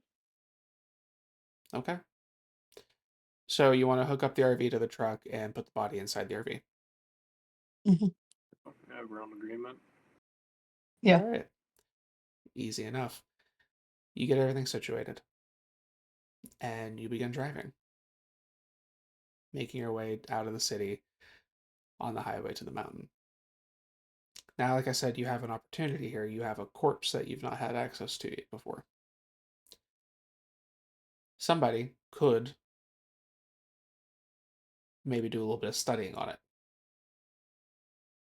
Now, doing so will require a roll, but again, it'll give you another opportunity to create or provide a weakness. But you do take the gamble of failing the roll. So, what do we should do? So we have to roll if we want to conduct. Mhm. Research. You have to get Okay. sick. I think we go for it. I think we roll to see if we can do research on it. So, who is going to do the roll? I can. Who's got the most? Okay, Oh, well. it's fine. All right, that is okay. So you have no successes here, and there's no way to re-roll with one possibility. Do you think, since you uniquely only have your brink left, do you think your brink can apply here? Not necessarily in this. Okay. Yeah, no. Um, your brink is the one I provided you, yes?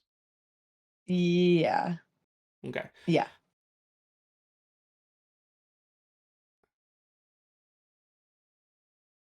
We're going to do something commonly referred to in tabletops as a devil's bargain. So I will allow you to embrace your brink.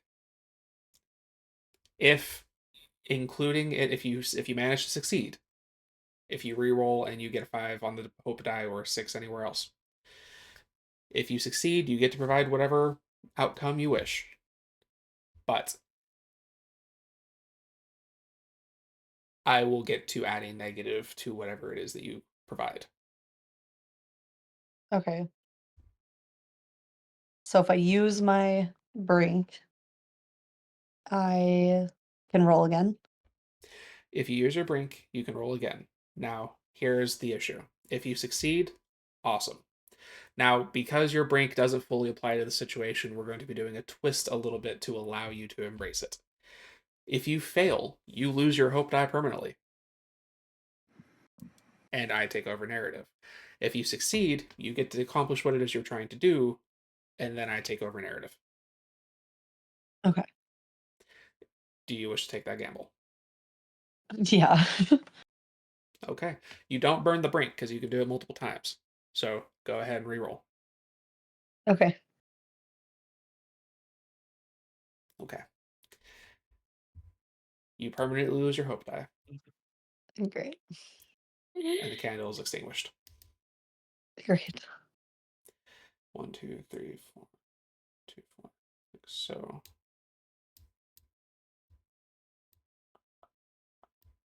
and I get another.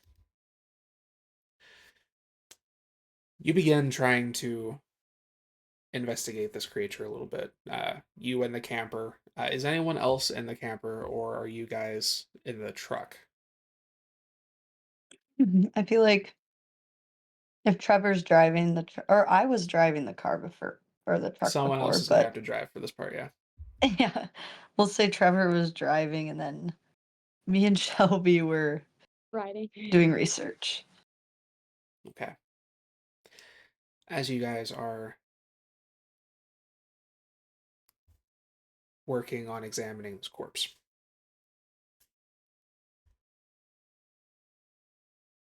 you cut into it. You are doing like a proper autopsy, trying to get any information you can out of it. You confirm what you already know. It doesn't like the light. Even its corpse under the light of this room is recoiling and shriveling. You move quickly. You're not able to figure out anything dramatically new, except you do learn one thing.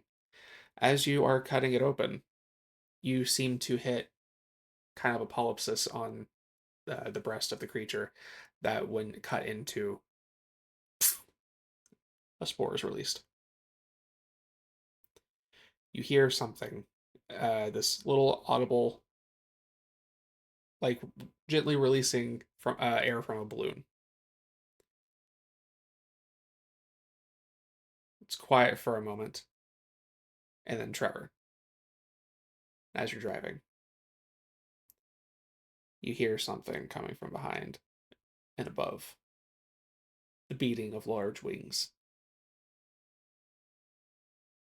as something lands on the bed of your truck. All of you feel the bump as the force of it causes a bit of a shake.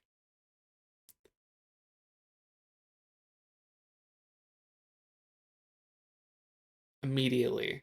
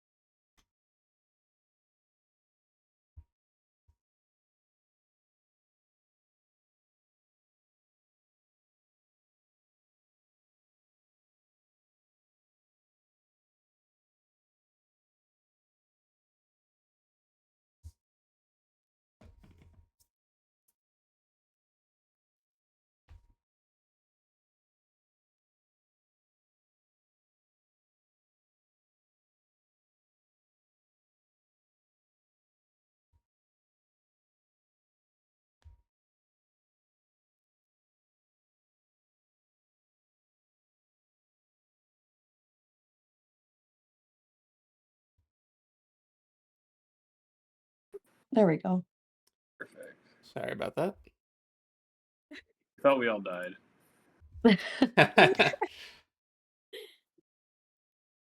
No, that snowstorm has caused a little bit of an internet issue for me over the last week or so. So Oh, occasionally, yeah. So, where was I? Something was on the bed of the truck. yeah. Thank you. This thing lands on the back of the truck. The weight of it almost immediately severs the connection between the truck and the camper. You hear the tires on the back of the truck pop from the force. You try to regain control, but then the creature lifts off of the truck again, causing it to flip.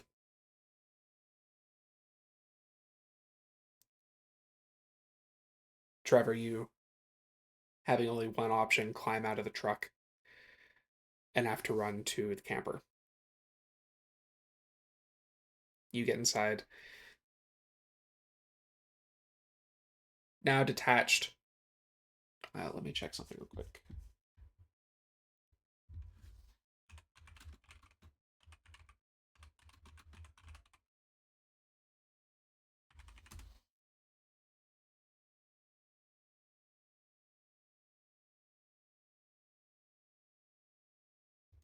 Yeah.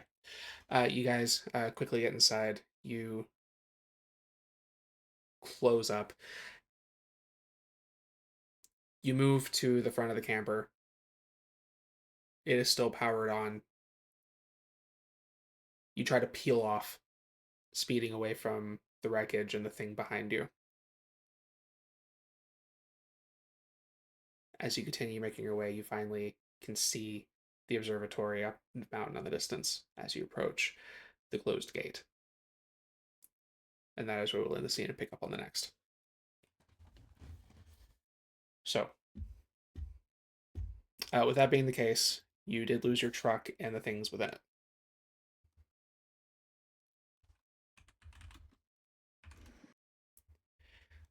We arrive at the observatory.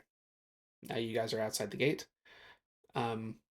We will go ahead and start with truths. It is my turn to kick it off. I will say the first truth is the generator is down. There's no power in the observatory.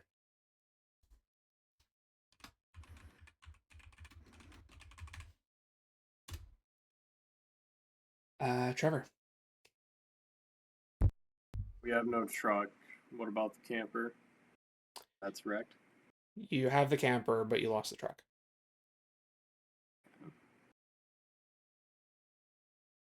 Camper has a generator in it. You said it was an RV at first.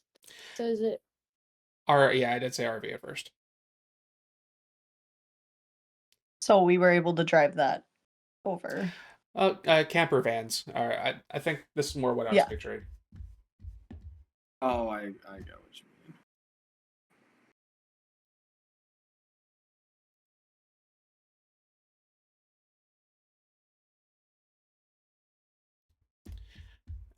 I'll put it in the little chat here. This is kind of more what I was, something along these lines. Okay, yeah. So we were able to drive that over. Yeah. You're So we able to still drive that the rest of the way. transportation? You have transportation. It got you to the observatory. You just don't have your truck. You lost the stuff that was in the truck. Got it. Okay. Does Trevor Okay. have to pick? Yes. There is a generator in the camper.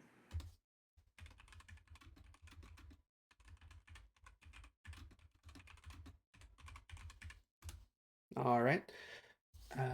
Back to this page. Shelby.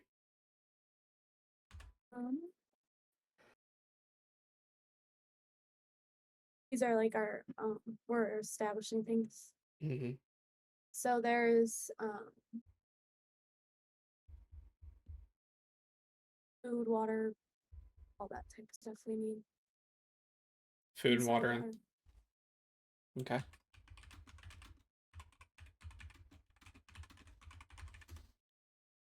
Hannah.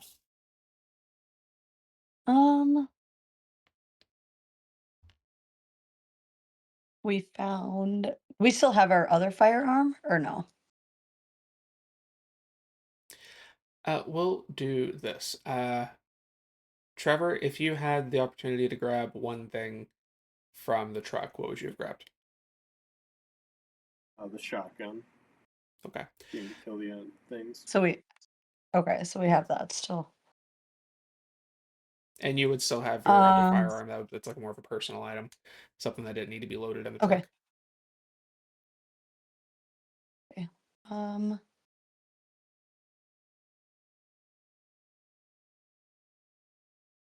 There's.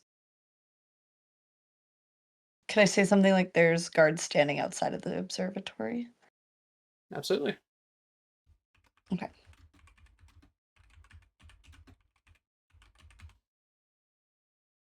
All right.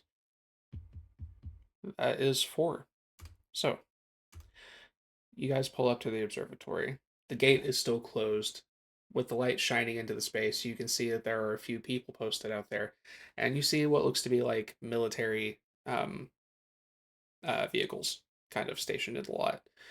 As you approach, you see a few soldiers standing outside. They turn around when your lights kind of shine over them. And then they stand over at the gate waiting for your approach. How do you wish to proceed? Once we're from the lab and that they've been expecting us. Did you bring the material? Oh, it was still in the Yes. truck. Well, you said we were doing research. I'll say the research material, considering that it is relevant, you could have had in the camper.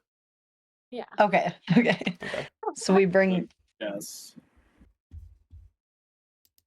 Okay. The They kind of original sit there question. one more time. Yes to what the guards asked us if we brought the research. Right. Okay. Stand aside.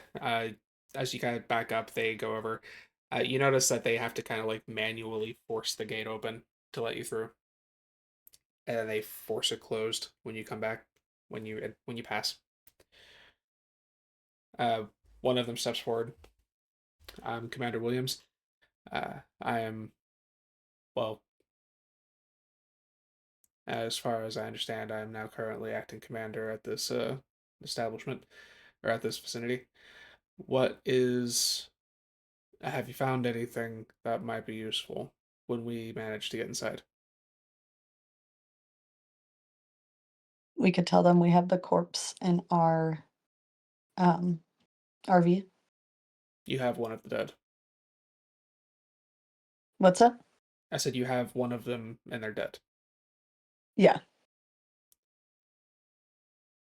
Very good. We ran into an issue. Our generator went down last night. We had correspondence with the library, but when the generator went down, we lost everything.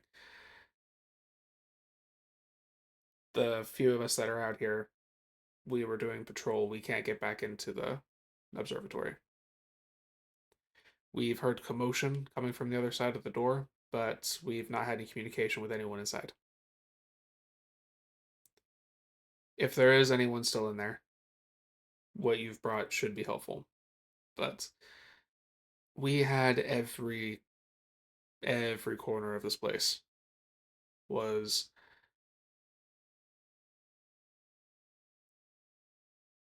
greatly illuminated. The I can't imagine any of them having gotten in there. So if we do manage to get inside, I think we need to be cautious because I suspect it might have been sabotage. So what do we need to open the door? Well, the doors are magnetic. They require power to open. Well, we have our generator. The generator from the RV, that should be enough to power an entrance. We can definitely, if you are open to that, we can set that up. Yeah, let's do that. You guys let them remove the generator and kind of position it over by the door. They get everything. You see one of the engineers goes over and starts trying to get everything situated. After a few minutes, the door opens. It is pitch black inside, but you do have an entry point. Uh, the commander stands forward. All right. Our task is to make sure they get to the lab. Secondary priority is finding the generator and trying to make a repair. Top priority is make sure these guys survive. We understood? They nod, and they move in behind you. And a couple kind of move in front. They turn toward you. How do you wish to proceed?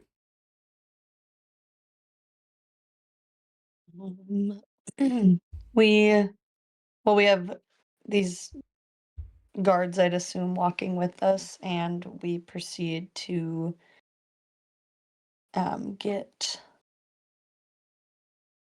We're trying to like get to someone in the observatory. They were communicating with somebody, so you're certain that there are scientists and researchers here who were in charge of trying to find out what's going on this side of things. So we're trying to find the other scientists. We're trying to move forward to find them. Okay. You begin stepping through, making your way into the facility. Uh, the soldiers, flashlights on their rifles, kind of scanning about. You guys have your own flashlights. You notice that there are mushrooms kind of growing on some of the surfaces. Whatever's happened over the last like 24 hours, this place has been affected. As you continue moving, uh, they begin kind of guiding you toward where they know the main lab to be. You come across another door. It can't be opened. Not easily, anyway. You could try to find an alternate route. The closer you get to the center where the main lab is, it becomes more and more evident that this place needs power before you can get where you need to go.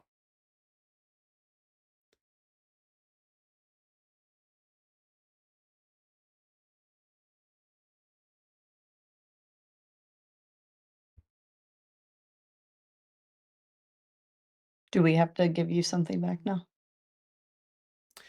You can make a determination. You can either try to force maybe these doors open. They could be difficult. They are pretty heavy doors, or you can try to find the generator to bypass that issue entirely. Trevor should try to bust down the door. Sure. With what Okay. though? Human force. Alright, sure. Can use human force on that.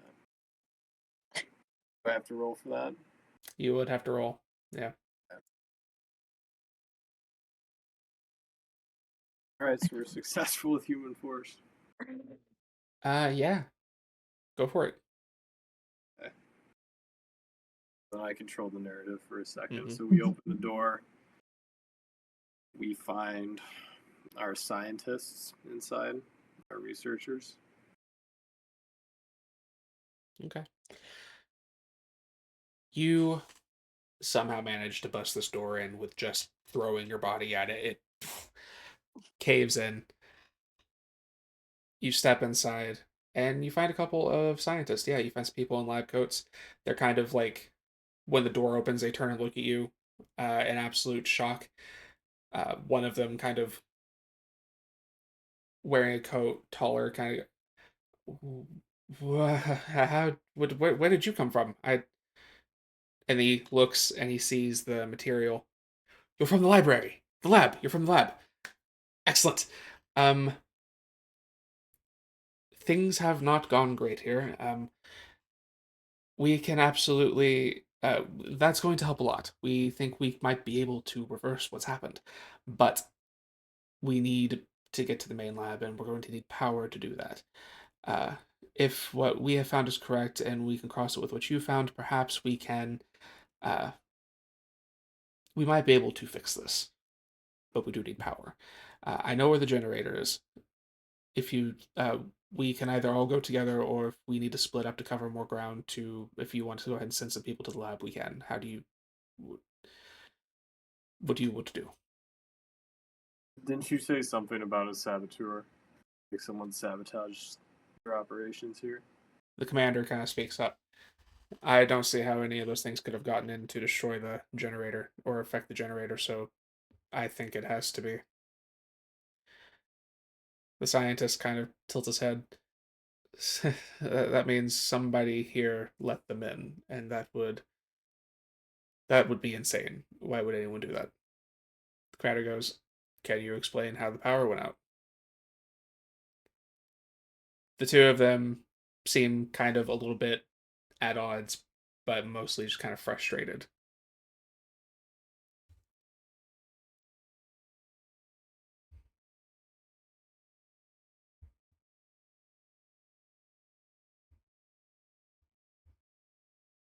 Anyone else have questions for our scientists? Um, so at this point, we have a choice to find a way to get power or head to the, or that's like our only option right now is to find power. Finding, yeah, you do know that you need to restore power to do whatever they think they need to do to fix it. Okay, so let's try to restore the power. Okay. You guys continue making your way through. You find there's like some places where there's like broken glass, but there's no evidence of anyone being nearby. Um, there's a couple places where it looks like there's like spilled paper that just has like random documents that don't necessarily mean anything. You finally make your way to the kind of the maintenance area. Um, the doors open. They step inside, check it first before making room for you guys to step in. and you see the generator. As you approach, who wants to roll to check it out? I will say, Anybody? I will say specifically, the immediate thing you notice is that there's a spark plug missing.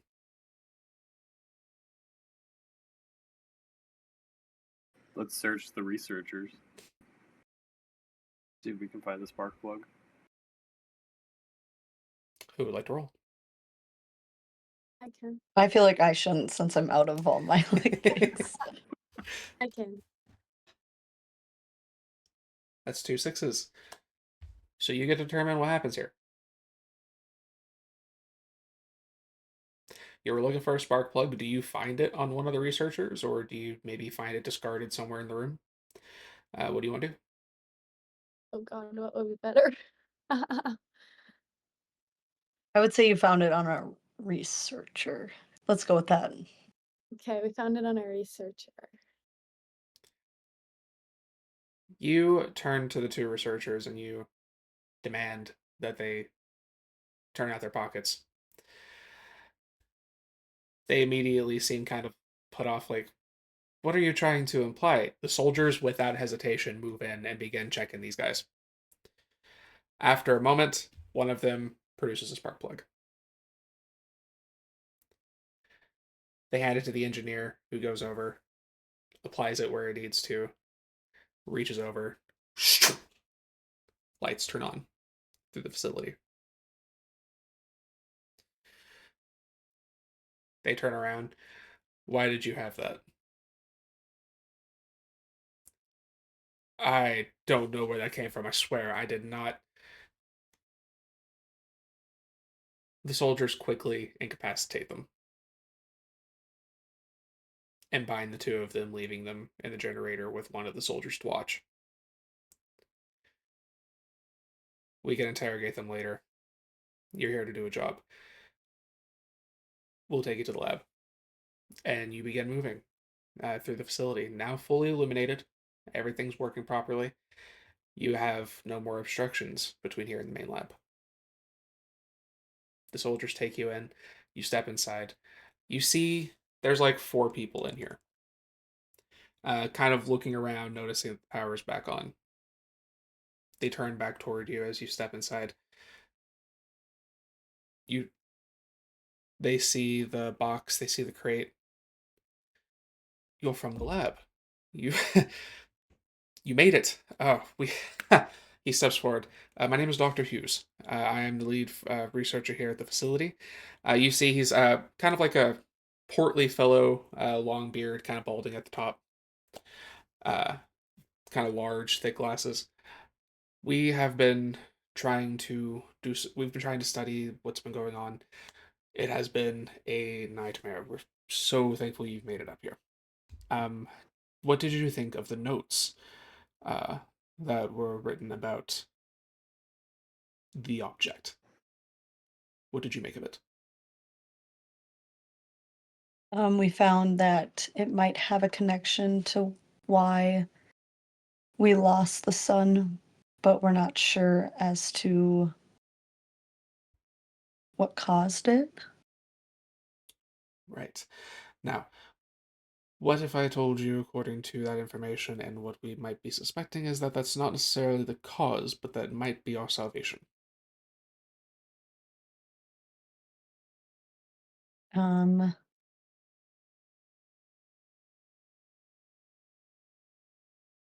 I don't know where to go with this one. You're good. He kind of come with me. He takes you over to like the main computer and stuff. You see him pull some things up and then pulls it up on a display. Um, Very quickly, you deduce they knew that this was coming. Mhm. They seem to have been following something that's been heading toward like this direction across the Milky Way. Been tracking it for probably a couple months. He kind of gestures and points it out. We thought this was just some kind of body floating through space. We didn't know particularly what it might have been. As we have been examining it, once it got close, we noticed that it kept moving closer and closer to the sun, which we thought might just be subject to the pull. but as it got closer, we noticed that it began to expand. It is almost as if something wrapped its hand around our sun. The sun is still there. But whatever this metaphorical hand is, we need to find a way to release it. And according to what we found, this might be the key. Uh, there are many religions that indicate something like this might have happened in the past, but there was always something that repelled it, at least for a time. And we think that might be what we're looking at now. We don't know the nature of the ritual, and that's part of the reason we wanted you to bring these resources to us so maybe we could figure something out together.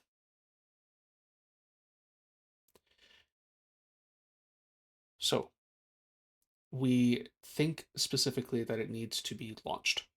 We have to figure out a way to take this object and send it upward, but there's no specifics as how that happens. As most of these depictions, and he kind of starts going through the notes that you gave him. These notes and things, they indicate something uplifting the light, but we are unsure how that happened. So we can only operate with the tools that we have and can only take it as literally as we can manage. This must make it up. So we have been working on a craft shuttle that is going to launch it upward, and we're hoping that in its proximity, that will resolve the issue. Hopefully, whatever ritual comes of it. Um, but we need to pour through the notes that you have. Perhaps you can look at what we have, and we can come to some kind of conclusion. How does it sound? That sounds good. Okay. Uh, he turns and he goes to walk away. All right, it's time to get things moving with Project Apophis, and he starts to step on. Which you immediately clock. You remember Apophis is the name of the entity, the repeat entity. That seems to be what keeps taking the sun away. How do you wish to proceed? Let him conduct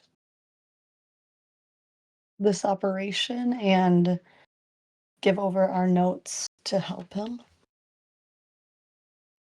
Okay. You begin to hand over your notes. They begin taking through and they start looking through the stuff that you brought. Um, they give you access to the computer. When you go over to kind of check things out, you notice there's all the information that they promise is there, but you also notice that there is a locked folder on the computer called Project Apophis.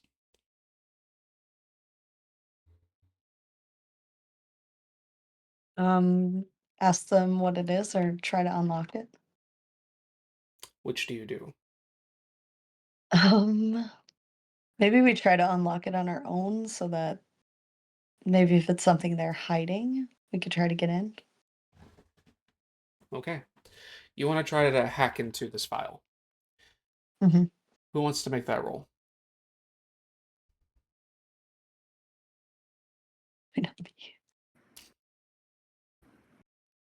I can do it. All right, Shelby, what you got? Not a 6. And you still have your virtues. I have. Yes. Okay, which means there's no chance for reroll. So, I'm going to hit that candle. You begin to uh, mess with the file, trying to figure out a way to break into it. As you keep trying to fumble with it, trying to find some alternate entry point, or try to trick the computer into letting you into it, there is a slight power surge. Generator's still up, you still have power, but your computer goes through a reboot. While it's in the process of pulling things back up, uh, you notice that something is off. You notice that these scientists, there is a certain level of like care that you utilize when managing the things that you study, but you guys begin to notice that at least a couple of these scientists whenever they are handling the object or handling the documents, there is it's almost less of like a clinical, like, I don't want this to break, and there's a difference between that and this is important. There's a reverence in the way they interact with this orb. We're going to go ahead and end the scene and pick up from there. I'm going to move a die.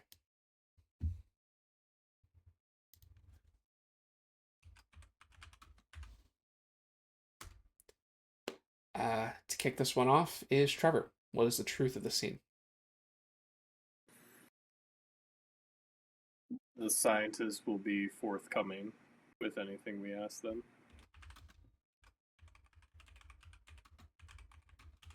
Okay. Shelby. Mm,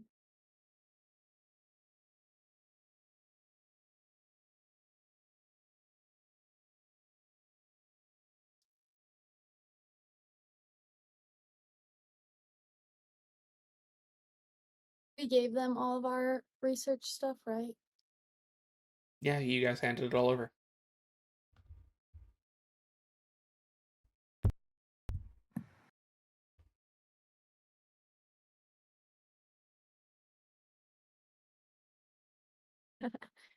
Um, you wanna go first, Hannah? Pardon? I don't know. I know.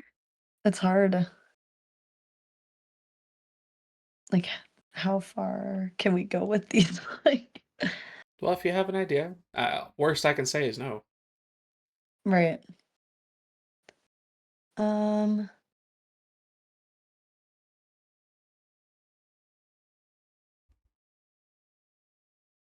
who has we handed them what do I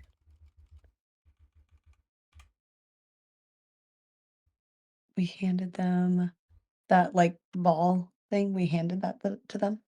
You said that you handed over your research and stuff that you had. Is there any way we could say that we kept that? I will say you can't just like reclaim it, but if you wish, you could say some. 3 candles just went out. Oh, yeah, I You're noticed. good. Okay. Really? Alrighty then. Okay.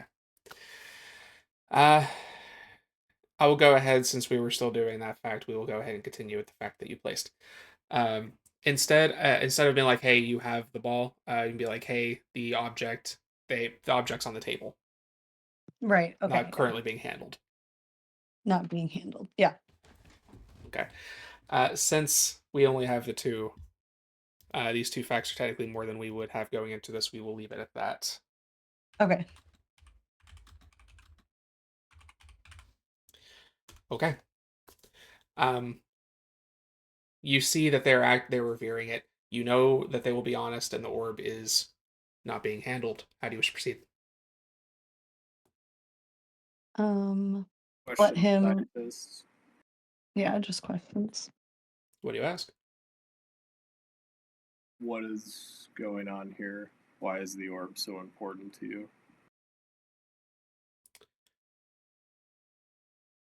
There's a sudden shift in their demeanor.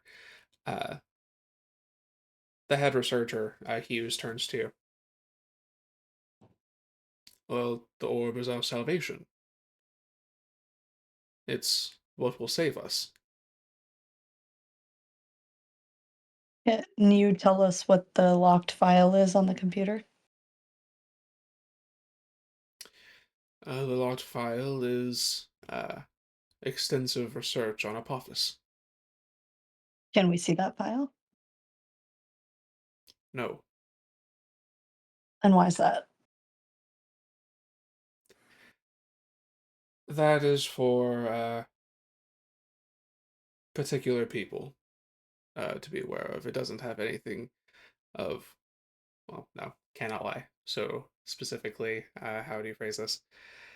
This is for. This is meant for eyes of those who know the truth. I'd Well, like tell to us the demand that I can see the file and threaten him. You want to try to threaten him? Yes. Mhm.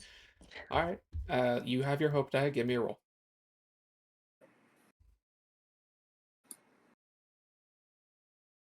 We got a 6. Yes, you do. Do you let that one fall, or do you let her? Do you try to save it? We'll let the one fall. Okay. Uh, you threaten him, and the soldiers turn toward the scientist, and they hold their rifles up, like, "Yeah, do what the man says." He kind of frowns and he looks at you and goes, "This is absurd." He walks past you, heading toward the computer. He pulls everything up, and he opens the file, and he steps away. As he does, he is kind of looking. Do you go to examine the file?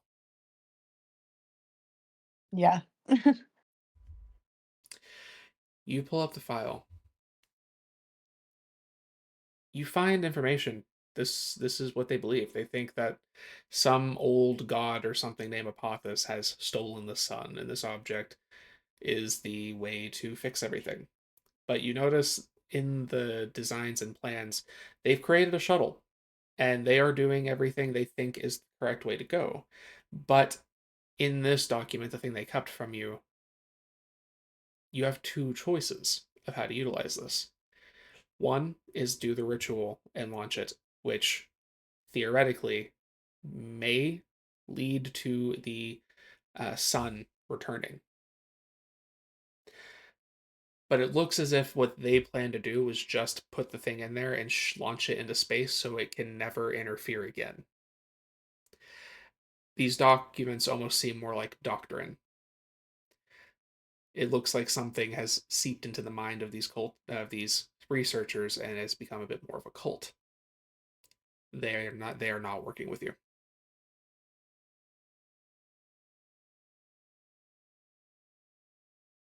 So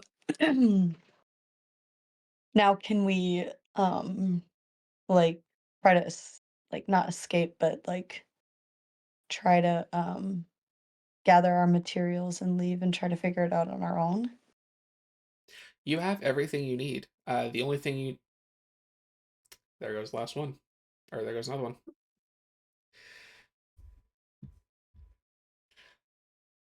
Um but if they're not working with us, wouldn't we want to like get out of like there's no one in that place that's working on our side? The Is that what soldiers you're seem to be saying? working with you. The scientists have Okay. become a cult. So what if we ask like the soldiers to um help kind of redirect them or like hand Kind of over like our cover stuff you again? and yeah. Yeah. Soldiers, not even an issue. They already outnumber the scientists here. The scientists are not uh trained in any capacity. They quickly overpower the scientist. Commander Williams and one other soldier come over and go, "Do you know what to do to fix this?" Um we're close to figuring it out. We're with you. Let's get you to the shuttle. They escort you through the facility until you find the room that was detailed in your map, or not on the notes. You step inside, you see the shuttle. You also see there's a lot of like candles kind of lit up through the space.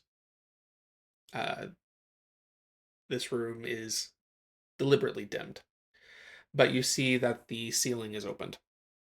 The shuttle is prepared. You know that what they want to do is just shove the thing in there and launch.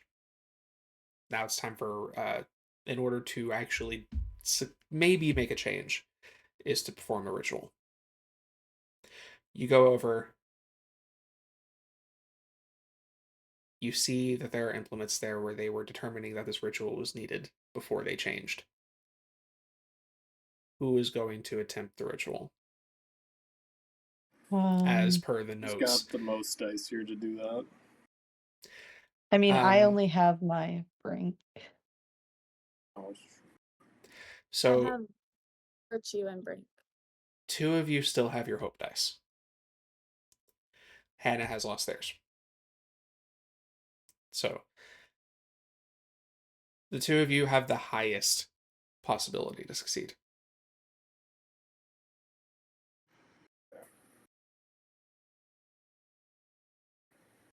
I can do it. I have one vice card left I could play in. What's your vice? Yeah, I'll roll. Roll 'em, you said? Oh, Go what's my ahead. vice? Yeah. My vice is fearful. That'll do it. Yeah, give me a roll. Yeah. 4 and 4. Sweet. Don't 4 and 4. succeed. Okay. I will extinguish the final candle.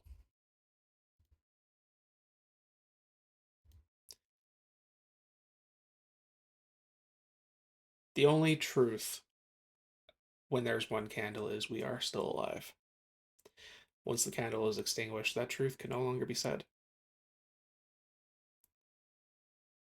You set up the ritual, and I'll say you got everything set up properly. But then there's a powerful gust of wind that comes from the top of the room as all the candles go out.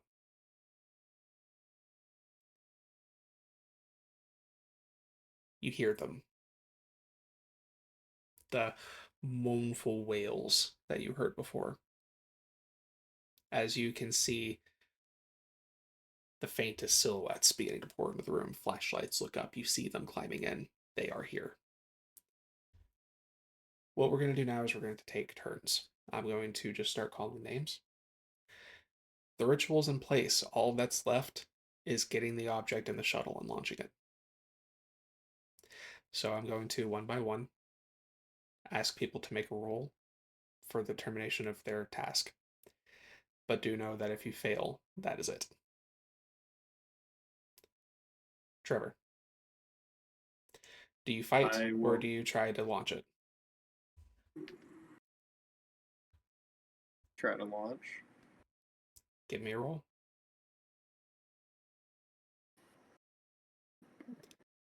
Do you have that? You want to burn that vice? I would say so. Yeah, I guess You we need have that to. one to become a 6. Need what? You need that one to become a 6. Yeah. Yeah, I'll burn the vice. Yeah. And I reroll. Mm-hmm. Yeah. You run up to the machine. You get the orb in place. You pull the thing shut. You turn the key, switch down the lever, and you hear the countdown. In 10 seconds, this thing launches.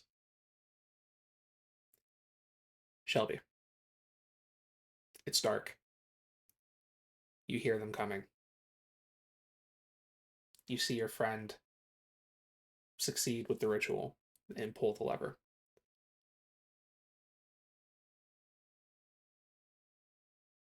Do you stand your ground or do you try to escape?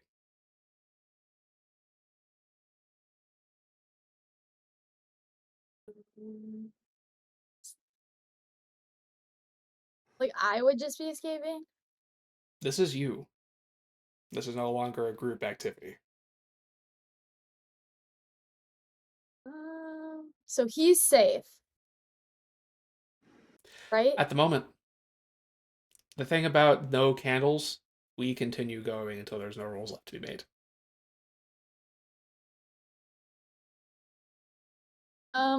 I guess stand my ground.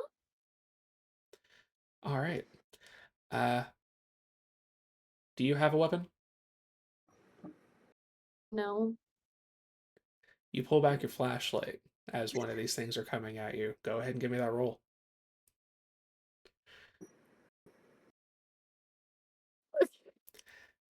Do you have a vice or virtue you can apply to this situation? Have I'm outgoing as my virtue. Hey, extrovert swing first if you want to go ahead and burn that and give me another roll. Oh no, you don't have any ones. You can't reroll. Never mind. Shelby, as you pull back the flashlight, you go to swing. You see the light beginning to burn on it just a little bit as all of a sudden you are swept off your feet and pulled into the darkness. Mhm. It's so quick you don't even hear a scream. Hannah,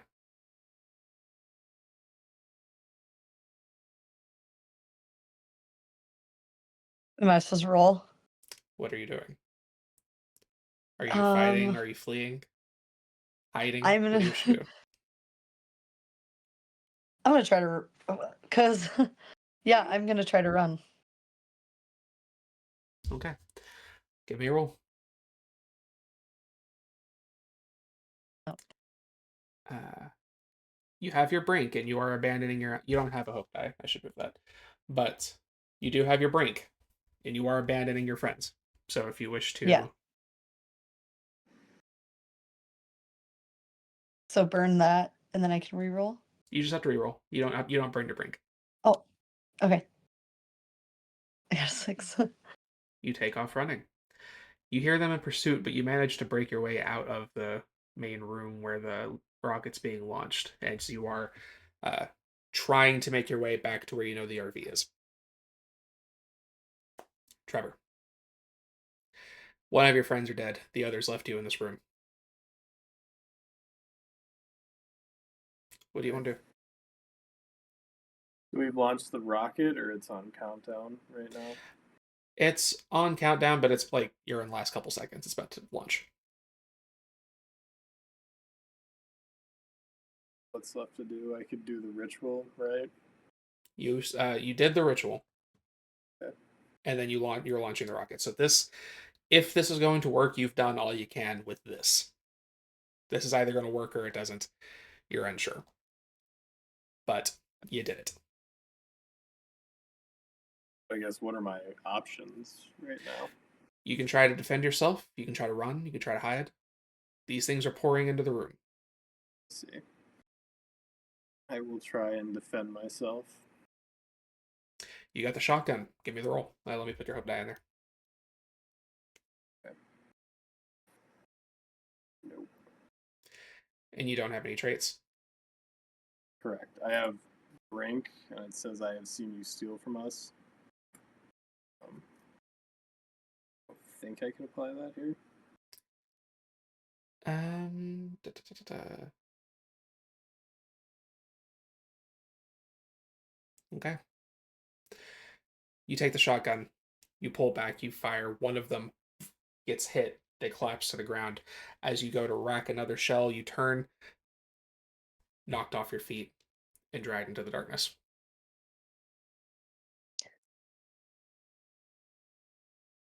Hannah, sole Um, survivor, making your way to the RV. It's the final stretch. What are you doing? I'm just running for my life, hoping to, um, I'll say I reached the RV and I turned around because I heard a noise. Um, so I haven't like swung the door open yet. Give me a roll.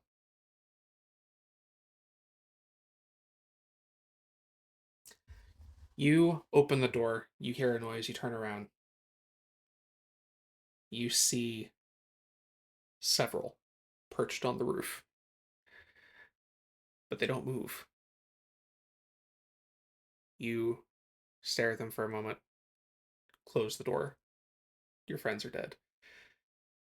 You get in the driver's seat, watching them as you start the vehicle and start pulling back and making your way back down the mountain. You start heading down. You know there's a safe space in the library. You could probably hold up there. What's done is done. And as you continue down the road, before we pan away the final shot, there is a fungus growing on your shoulder. And that's where we'll end the session. Wow.